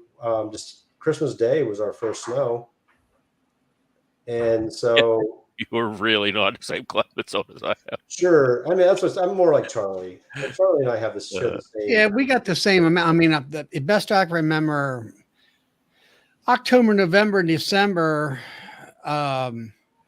it was, it was 50 some degrees. And I'm like, what is this? Usually it's 30. Yeah, usually we get our first snow is usually like trick or treat weekend. We get our first, like, it's not like we don't really get that much when it comes to that kind of snow, but yeah, we get a dusting usually trick or treat weekend, and it's like just a very light dusting. It's nothing, there's no accumulation, it's just light dusting. And then all from there on we'll get some cooler weather. But like I said, last year, I think it was Christmas before we had our first snow last year. Well, I mean, what you said earlier is similar to here. We'll have snow by Halloween. We'll get snow before Halloween, but the snow that stays. Yeah, we won't have any accumulation. Usually, it used to be Thanksgiving weekend was always our first snow. It was deer season, and the guys always loved it because that was our first snow of the year, and they loved it for tracking and whatever. And then as the last 10 years, our first snow is closer to Christmas, but we'll get like a little flurry or whatever, usually around Halloween. But I don't think we got any snow this past year. Yeah, I don't think so either. I don't know. I mean, when do you start feeding in September? Well, last year I started 2 weeks ago, 1-to-1, and I started feeding 2-to-1 like the second week of September last year, if not the first week of September. And like I said, I was trying to get them heavy, and I did too heavy because they all started swarming. Yeah, I mean, I normally, it's usually the 15th of September or something like that. I start. It's usually a week or two after Labor Day. This is Labor Day weekend. So I wish there was considering that they consider this livestock, but nobody else in livestock has to deal with this guessing game. I don't know. Cattle they can be guessing too. But let's see. Yeah, by next week I should have my sugar here. I got enough here. I can do a batch already, but I got to go up and get that. Yeah, I'm going to stick my first open feed tomorrow, and then I'll start doing hive top probably the following week. But I'm still trying to get bulk sugar from somebody. Doing it in 50-pound bags from Costco isn't very cheap. I mean, it's whatever it is, $17, $18 a bag. I don't know, but it's $32.64 right now. How much is it? Restaurant store, $32.64 for 50 pounds, which is 66 cents a pound at the restaurant store. I don't know whether you got one of those in your area or not. No, but that's way more than what I was paying from Costco last year. I'm pretty sure. What is it this year? That's the question. Well, yeah, I don't know. I want to say I was only paying, I thought it was like $17, $18 for a bag at Costco last year, which now was that a 20-pound bag, 25-pound bag? 50-pound bags. And they're a lot, they were almost, I won't say half, but quite a bit cheaper than Kroger. I was buying at Kroger, and Kroger was 25-pound bags, and they were like $18 a bag, and I was able to get 50-pound bags from Costco for almost the same amount of money. Do you have a Walmart near you? Walmart's usually cheap. You never have a shitting thing at Walmart. Not for the amount of stuff I need. What about Meijer? You got Meijer up near you? Yeah, they're the most expensive. Like I said, Costco, I shopped around last year, and Costco they were half the price of everybody else, but they don't always have it. That's the other side of it. They only carry the sugar bags certain times a year. Well, see, that's the problem.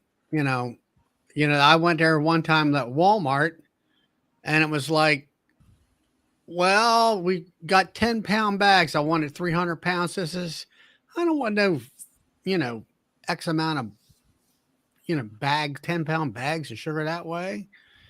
That's where Kroger had this deal one time.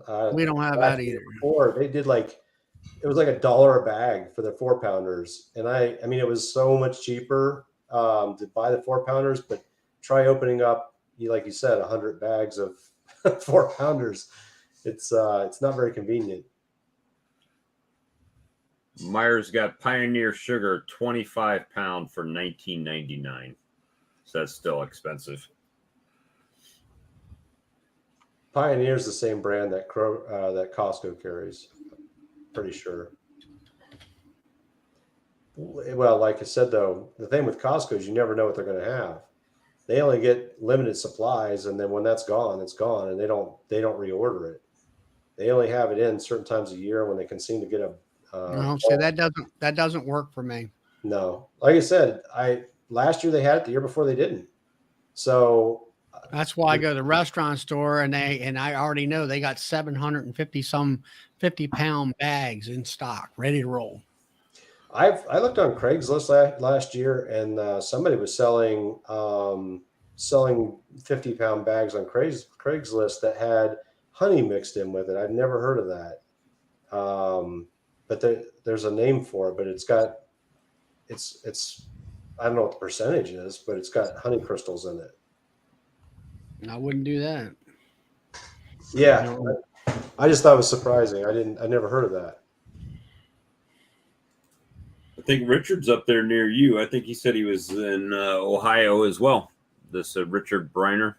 You just missed us talking about splitting hives this time of year in your area. I think he said he's first year. No, but I would, Robert, I'd be getting out there and I'd be digging through every one of them hives and then brood chamber to see what's going on. It don't sound good to me.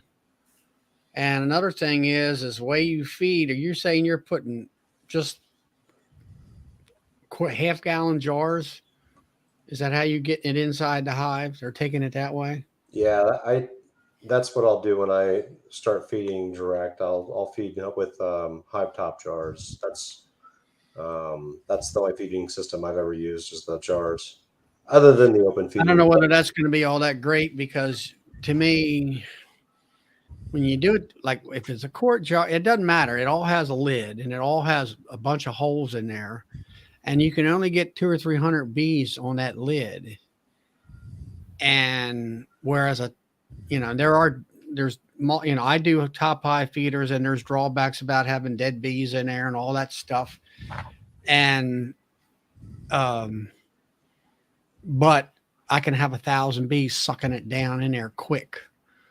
And now I know Brad, he does buckets, and then he's got that, what is it, a 2-inch screen, Brad? Yeah. It's about a 2-inch screen. And I don't know what are that. Obviously everybody in the commercial end of it does that. That seems to. Yeah, it actually forms a real inverted puddle on that screen, and the bees just sit there and lick that off. So you get a lot of bees on that at one time. Well, what I was doing is I listened to Michael Palmer, and he was talking about, you take a quart jar versus, I think he was taking paint cans and popping so many holes in there and stuff like that. And he says with a quart jar, you're restricting the amount of feed going into the hive at a rate that they use it to feed the brood and they feed themselves, but they don't have it coming in fast enough to make them store that stuff. And that's where I'm kind of getting my information from. Whereas if you put a top high feeder in, you flip the switch in the bee's brain. Oh, we got so darn much food coming into this hive, we can't eat it all or feed it all. So we got to store it. And that's where I get my philosophy from. And it's worked for me and all that. Hydroponics worked for me. I think the biggest thing would be worked for me too. The jar. What'd you say, Robert? The jar system, I think the way that works is, as far as the intake is, in the early mornings, it expresses sugar because of the air temperature differences and how when it warms up, blah, blah. And I think they it leaks into the hive. It leaks into the hive. And then they all and it's going to kill your bees too. No, I mean, like I said, I've been doing it for years. I've had no problems with drowning. All right, Or well, anything if like it that. works for you, then that's They'll fine. take As down- long as you cover them up with it, cover it up. That's what what I do. They take a quart down every 3 days. That ain't much. No, That ain't much at all. I got nukes. I put one of them licensed 3-quart top high feeders. They'll take that down in 4 to 6 hours. Wow, that's a lot. 4 to 6 hours, and that's 2 to 1. And then I'll have those Man Lake feeders, which will hold 4 gallons. And because of my tank capacity, I only put in the one bin off to the side, which is, I'm going to say, approximately 2 gallons. That'll be, if you do that the first time you feed them, 4 to 6 hours, those 2 gallons are gone. Gone. I mean, I can feed it, you can feed them that evening, and lunchtime the next day, you better be retanking up and feeding them again. That's how fast they're going to suck it down. I've got some frame feeders, and I haven't found a good way to fill those. I don't like them. I never used them. I don't like the idea that. I watched Cayman, and Cayman's got them in every one of his colonies there. Watering can, man. Watering can.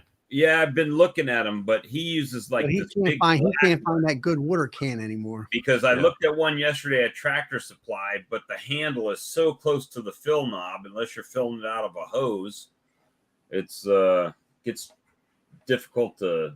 Bob, you need a fill can out of an automotive shop where they used to fill the radiators. Had a long spout. Hey, Vevor sells a, I think it's more for diesel pump, but they sell for like $60. They sell a pump and a spout with the gas nozzle on it. If you're just like that's what Brad's got. Yeah, it's only $60. Includes the pump and the handle. I looked at Tractor Supply. The handle alone was like $75.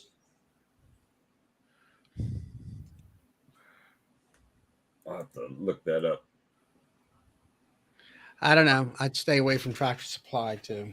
Gordon Foods in my area seems to be. I'm just kind of looking through pricing, but Gordon Foods seems to be the cheapest right now. They're cheaper than Walmart, cheaper than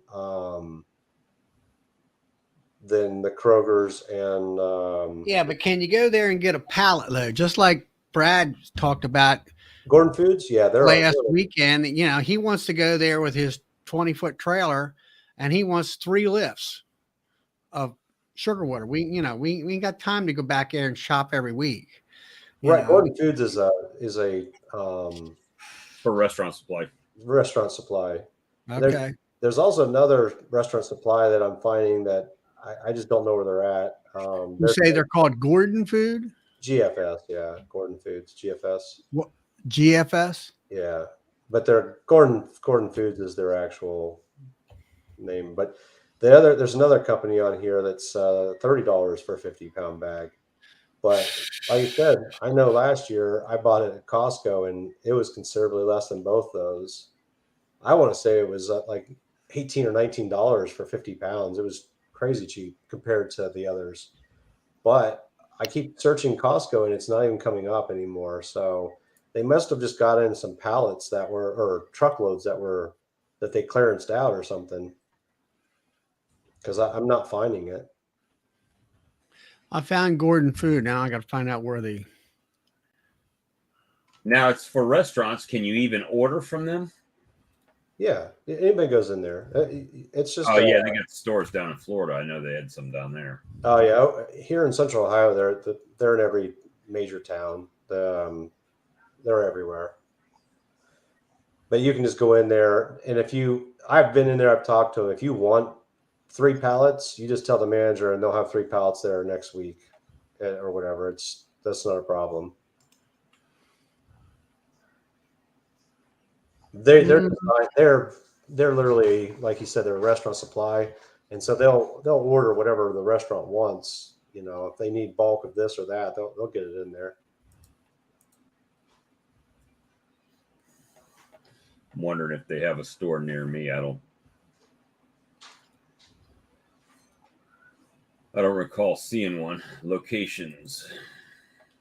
Let's You know, I'm Nope. trying to order, or trying to get a deal with microbrew guys because they order a ton of sugar. I talked to the Amish actually. The Amish are getting bulk. They're not 50-pound bags. They're bulk containers, and they were cheaper than Kroger and the different whatever storefronts. But they said Costco was still half the price at the time. But this year I may have to reach out to those guys because if Costco's not carrying this year, then I may have to look at some other avenues. Everything's double of what it was a couple years ago. So Well, and like I've said several times, you just can't rely on Costco because they only sell what they have. What, if they get a semi load in, they sell that. When it's gone, they may not restock it.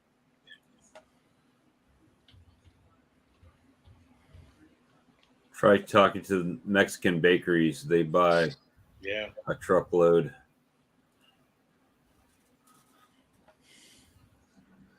Yeah, here's somebody, and I don't know who.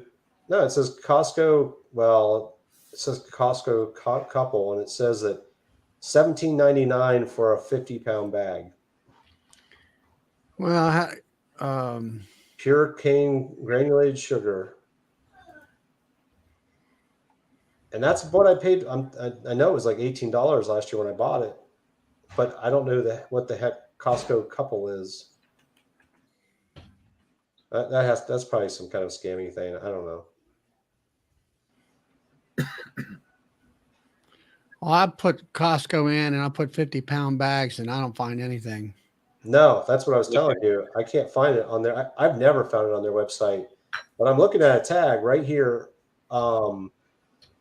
It's a Costco tag, and it literally says $17.99, blah, blah, blah, blah, and it's on this website. Now, I don't know if it's legit, but I know for a fact last year, like I said, I paid, it was like $18 a bag, which that says $17.99, which is, I think, exactly what I paid, and that's a 50-pound bag, because I was thrilled when I found it because I'd been buying Kroger bags at double that prior to, and then after I bought it from them, they stopped. I hadn't seen it since. Sure, it smells like the can. 10 pounds of C&H, which is That's big what this is. C&H. It says C&H. that's $10, $1 a pound. No, this is $17.99 for item number SKU number 814602 C&H pure cane granulated sugar, 50 pounds. 50 for how much? $17.99, 0.36. Okay. So why are they selling a 10-pound bag for $10? I don't know. I'm just reading what it says here. Yeah, that must be number 2 sugar right off the floor. What the heck? That's no way. Bob would tell you to click the price link. from 2 years ago, guarantee it. Yeah, I don't know. Like I said, that's what I paid last year, but that doesn't mean anything. I leave more honey than many. So also, sugar might be cheaper than honey, but only if you have the money in the first place. Rural King. Do you have a Rural King near you? Yeah. Mark Miller says he gets his sugar from Rural King. We'll have to check that. Yeah, we have a couple of those around. I don't think we got Rural King around here. I'm just blown away that Rural King would sell it because they're a farm store. So it seems weird. Rural King Specialty Retail. Pioneer 10-pounders, $5.99. Yeah, if I go to Knoxville, I could get some. Spend $400 in gas to save $5 on sugar. All I'm seeing at Rural King right now is the 10-pounders are $5.99. So you'd have 5 times that. So actually, that's not terrible, is it? That's cheaper than Walmart here. For $6 a pound. Yeah, $6 a pound. 60 cents a pound. Yep. So I get for 6 cents or more, I get it by the pallet. $29.95. That's not terrible though. I mean, compared to what I'm seeing on these other guys. But that's also 10-pound bags. If they sell 10-pounders, I imagine Mark might know, they probably sell 50. It's almost perfect though. 2 10-pound bags in a 5-gallon, fill up a 5-gallon pail, and you've got 1-to-1 basically. A little bit less than 1-to-1.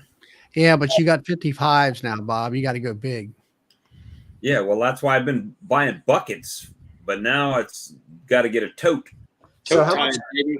how much Apis? Yeah, there's a guy up there next to me. He's got them for $50 used. How much for Apis, Bob? I mean, how much? How much Apis per 5-gallon bucket? Well, I do however much I'm mixing up together, right? So I don't usually do it in the 5-gallon bucket. Since I put it in a tote for open feed, I figure on how much I'm going to use, how much my final product is, and because it's all getting blended. But what if I want to do 5-gallon buckets? If I want to pre-do 5-gallon buckets, because it's easy. Eighth of a teaspoon a gallon. What is it? 1/8 teaspoon per gallon. But you have to put it in like, what, Bob? A cup or two of water, put it in a blender, and make it into a concentrate. Then you throw it in, and then you blend it. I don't usually blend it. I just put it in a mason jar, put half the pint mason jar full of water, put in. For me, it's 1 tablespoon per 40 gallons. Yeah. Yeah. So Well, I'm just for me, it's easier because I trailer my stuff everywhere. It's easier if I can do it in 5-gallon buckets, because then I could measure it out a little easier for me. That's what I need, is one of those little trailer tankers, right? Like the military uses for water that you just pull behind. instead of water, cross out water. Water. No, what you need is a 40-gallon tank, like I did it from Home Depot or from Tractor Supply. And that's what I was going to say, Bob. If you, I've watched somebody else's video on this, but the sprayer tank, if you will. That's what Charlie's got. From that's what I got. If you get it, I think they sell them up to 120 gallons over at Tractor Supply, and they have the one I looked at over there. They have a mixing valve in there. So what you do is you divert it. You can either put it through the sprayer, which you just cut the sprayer head off, right, and you put in your pumps or your fill valve, but you can turn it on mixing, and it will just blend it. So the whole time you're driving around or whatever, you can have that thing, because it runs off of your trailer power. Right. So you just put a splitter on your trailer lights, and run that little pump. Of course, you're not trailering it. I forgot, you're in your yard. But for me, I could put that thing on my trailer, put the diverter on there. The whole time I'm driving to the location, it's going to slosh around in that tank anyway. And the whole time it can be doing that bypass and mixing into the tank. So that's what I was thinking about. And they're not terribly expensive for what they are. Yeah, but now what kind of pump you talking about? The one's built on the tank. I know, but what type of pump? Is it a gear pump? Like mine, I have a 40-gallon tank. It came from Tractor Supply. It's got a diaphragm pump in it. Now you're going to have to pull that pump apart. I usually do it once a season, and I got to wash it out, because it gets, all it is a piece of rubber in there. It flexes back and forth, and it loses its pumping ability. And you can't pump 2-to-1, pure 2-to-1 sugar wood. You have to pump a little bit less than that. It just doesn't have the capabilities. Brad there's got a regular trash pump, 3-inch trash pump, and he's doing 2-to-1, and he says it takes all it can do on that thing. It works hard. It does just fine, but it definitely, it works. It's works. really easy to underestimate how hard it is to move 2-to-1. It's not easy at all. Mm-hmm. That's right. I see guys building mixers all the time, and you just kind of look at the pump and you think, oh, it's not going to work. Yeah. Now, Brad, do you use hot water or use cold water? Yeah, Paul, Tim and Hannah's off tonight. I use all the hot water I can. It ends up being about half hot water because my tank is only about half as big as what I use. So, I see. It's not that hot. Well, here So you go. when you pour the hot water in, mix the sugar, and then add the extra water to top it off. Well, I can get it pretty close. I've got my formulas worked out. I can get pretty close to knowing how too much big. water I need to start with. You mean Way it's too big. 525 gallon Dang, that's 2 totes. Holy Way too cow. big. and a trailer. That And it looks comes like with a pump with a hose. that looks like a danger because of the fact that there's only 2 little straps on that thing, and that water's going to swirl around that thing. And it's down in Florida. They were using it for pressure washing. Oh, okay. Thinking how they got this rigged up to the pump to come out of a garden hose. Yeah, I just seen the 2 This little would baby be something straps. good to dump the like pump down the tote into, right? And then fill it up with water and then pump it thin syrup into your I field. doubt if that thing will pump that much. I don't know what kind of pump that is. I don't know. They were using it to pump it to a pressure washer, Yeah. like a garden hose type of deal. So, Bob, the stuff that you're buying, the liquid from Domino, that's 2 to 1, right? They say it's 2 to 1, but I think it's thicker than that. It seems thicker than 2 to 1 to me. That's what I'm hoping. I'm hoping I can get a hold of them because it'd be a hell of a lot cheaper to drive up there and pick that up than it would be to fool with this granule sugar. Yeah, and it's so much easier to mix, right? You're just spraying water into it, blending it with the water, and done. Well, I don't think I'd even blend it for me. I mean, this time of year, I just put it right on the hive as is. All right, so here you go. I'm sure Brad can answer this. Funny how many different Apis recipes people are using. I wonder how Ian mixes it in a load of 66% sucrose syrup. Can you answer that, Brad? Because it's probably the same way you do it. Oh, how does he mix it? Like physically, how does he do it? No, He's talking about with the recipe. Well, first of all, you guys usually mix it where a whole pack goes into it. Well, that's what the beauty of, Andrew packing it in a package that goes in a 1,000-liter tote, because that's what we use. So yeah, Ian takes his syrup to the yard in a tote. So I would assume that he's kind of just dumping it in as he fills the tote. And he's got a pump system pretty much just like yours on your trailer. Yeah, but he doesn't have a mixing system, right? His pump pumps it out of his tank into the tote because his tanks sit on the ground. So I would expect that he just dumps it in as he's filling the tank. He probably put a little bit of syrup in there and then dump the Apis in there. Let it mix up as but I don't want to speak for Ian in anything. He may emulsify it previously in a pail and dump that Yeah, in. because last year I just took the tablespoon and I threw it in my sugar water that I made up, and it has an agitator in there, and it floated around quite a long time. Yeah.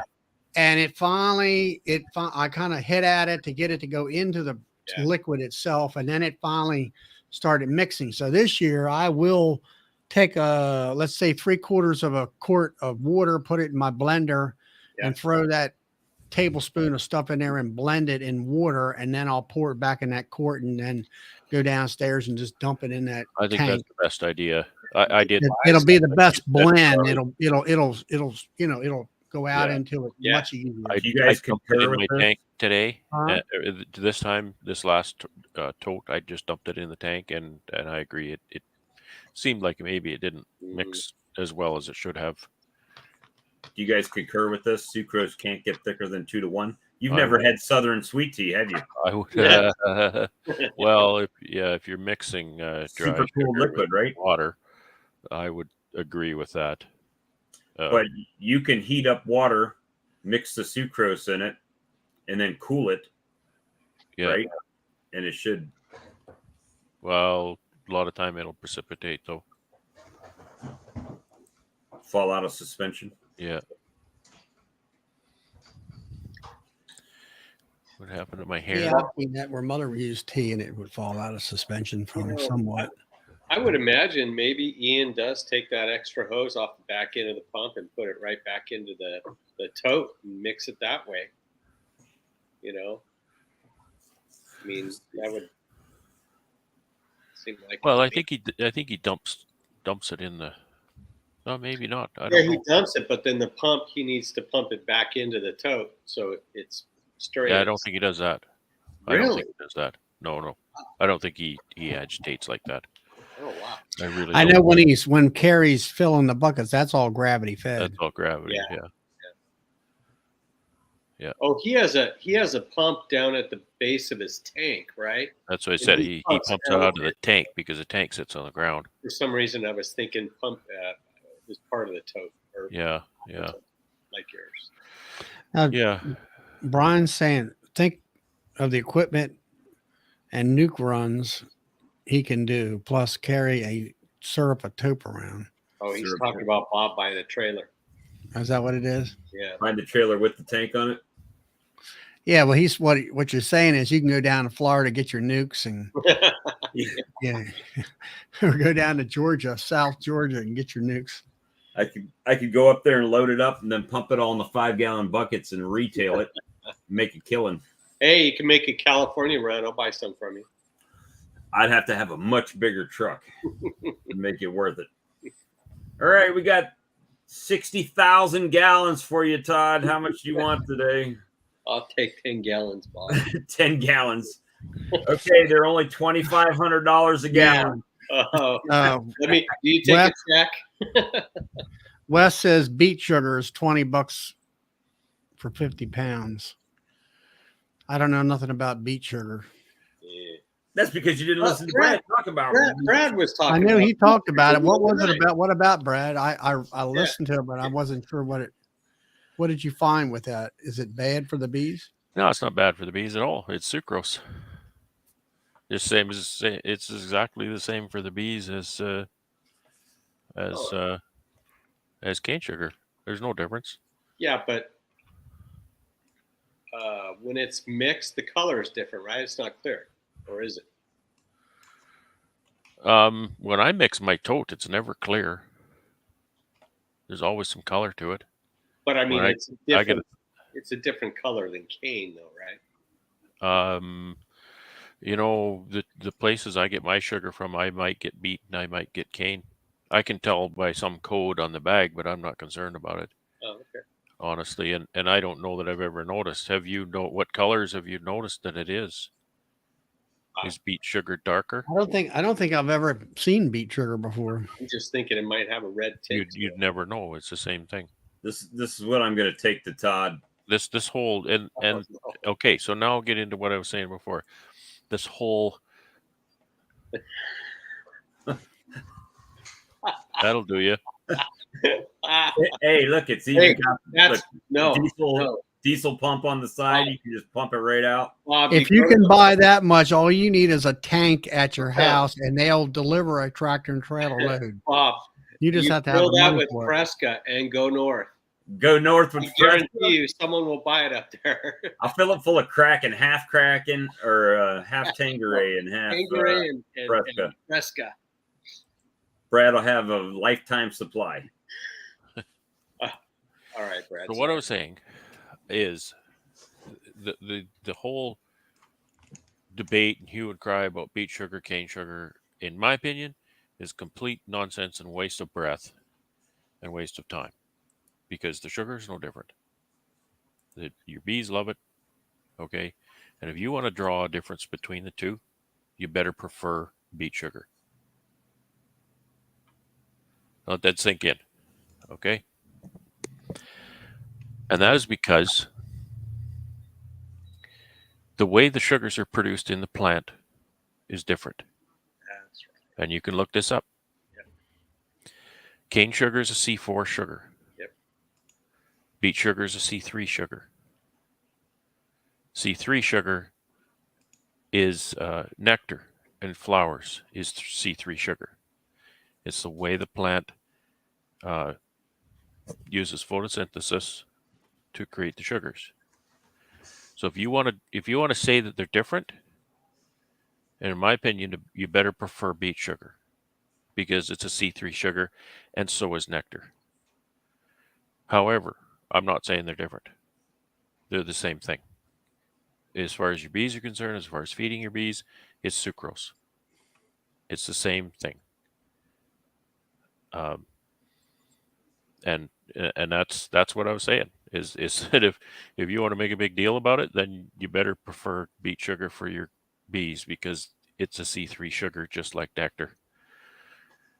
Anything else is somebody's personal agenda, in my opinion. So back on the bag, 50-pound bags of sugar. I'm not sure who's a Costco member or whatever, but it turns out there's a business side of Costco's website. So when you log in with your personal information, there's a business side to, which I didn't realize, to their website. If you go into that, all of your 50-pound bags are listed in here of sugar, but they may or may not be deliverable or pick upable from your area. So for example, when I punch in sugar, 182 items come up, and of that there's 10 different, or well, I mean not 10, but there's like 8 different 50-pound bags: imperial sugar, pioneer sugar, CNH sugar, I don't even, US sugar, another version of pioneer, different packaging, Domino. So the point is, all those sugars look like they might be available to you depending on where you're located. And but I can't get pricing on them because they're not in my area there. What's That's Market Sourwood Branch Bee Farms pump setup on his tote for mixing. Yeah, that's probably like a Harbor Freight trash pump right into with a bypass right into a 250 or whatever gallon That tote. looks like the one Brad's got. Looks close to it. Let me see if I can see the brand. It's got red on it. It could be Honda. I don't know what the pump is. Show me again, Bob.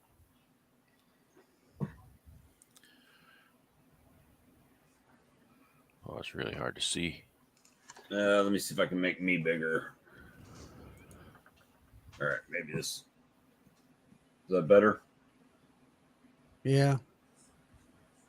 Might be a Honda. I don't. Yeah. Oh, yeah. I think that might be a Honda, but that's their smaller line of pumps. Harbor Freight 2-inch trash pump. Oh, okay. Yeah, I'm pretty sure that's not a Honda. And that's another thing, man. I highly recommend Honda pump. Honda engine. My pump is not a Honda pump. I keep kind of saying that, but it's not. But it has a Honda engine on it. That engine has made my life way better. Get a Honda engine. Starts every time you pull it, right? Oh, man. That thing sat all winter. I haven't used it since last. Well, no, I guess I used it. I used it in the spring, but then it sat all summer, and it just sat. It was outdoors. It just sat by the shed. I picked it up, put it on my trailer. Second pull, away it went. You know, the thing is just incredible, and it's easy to pull. Not only does it start every time, it's easy to pull because it has a compression release system. I mean,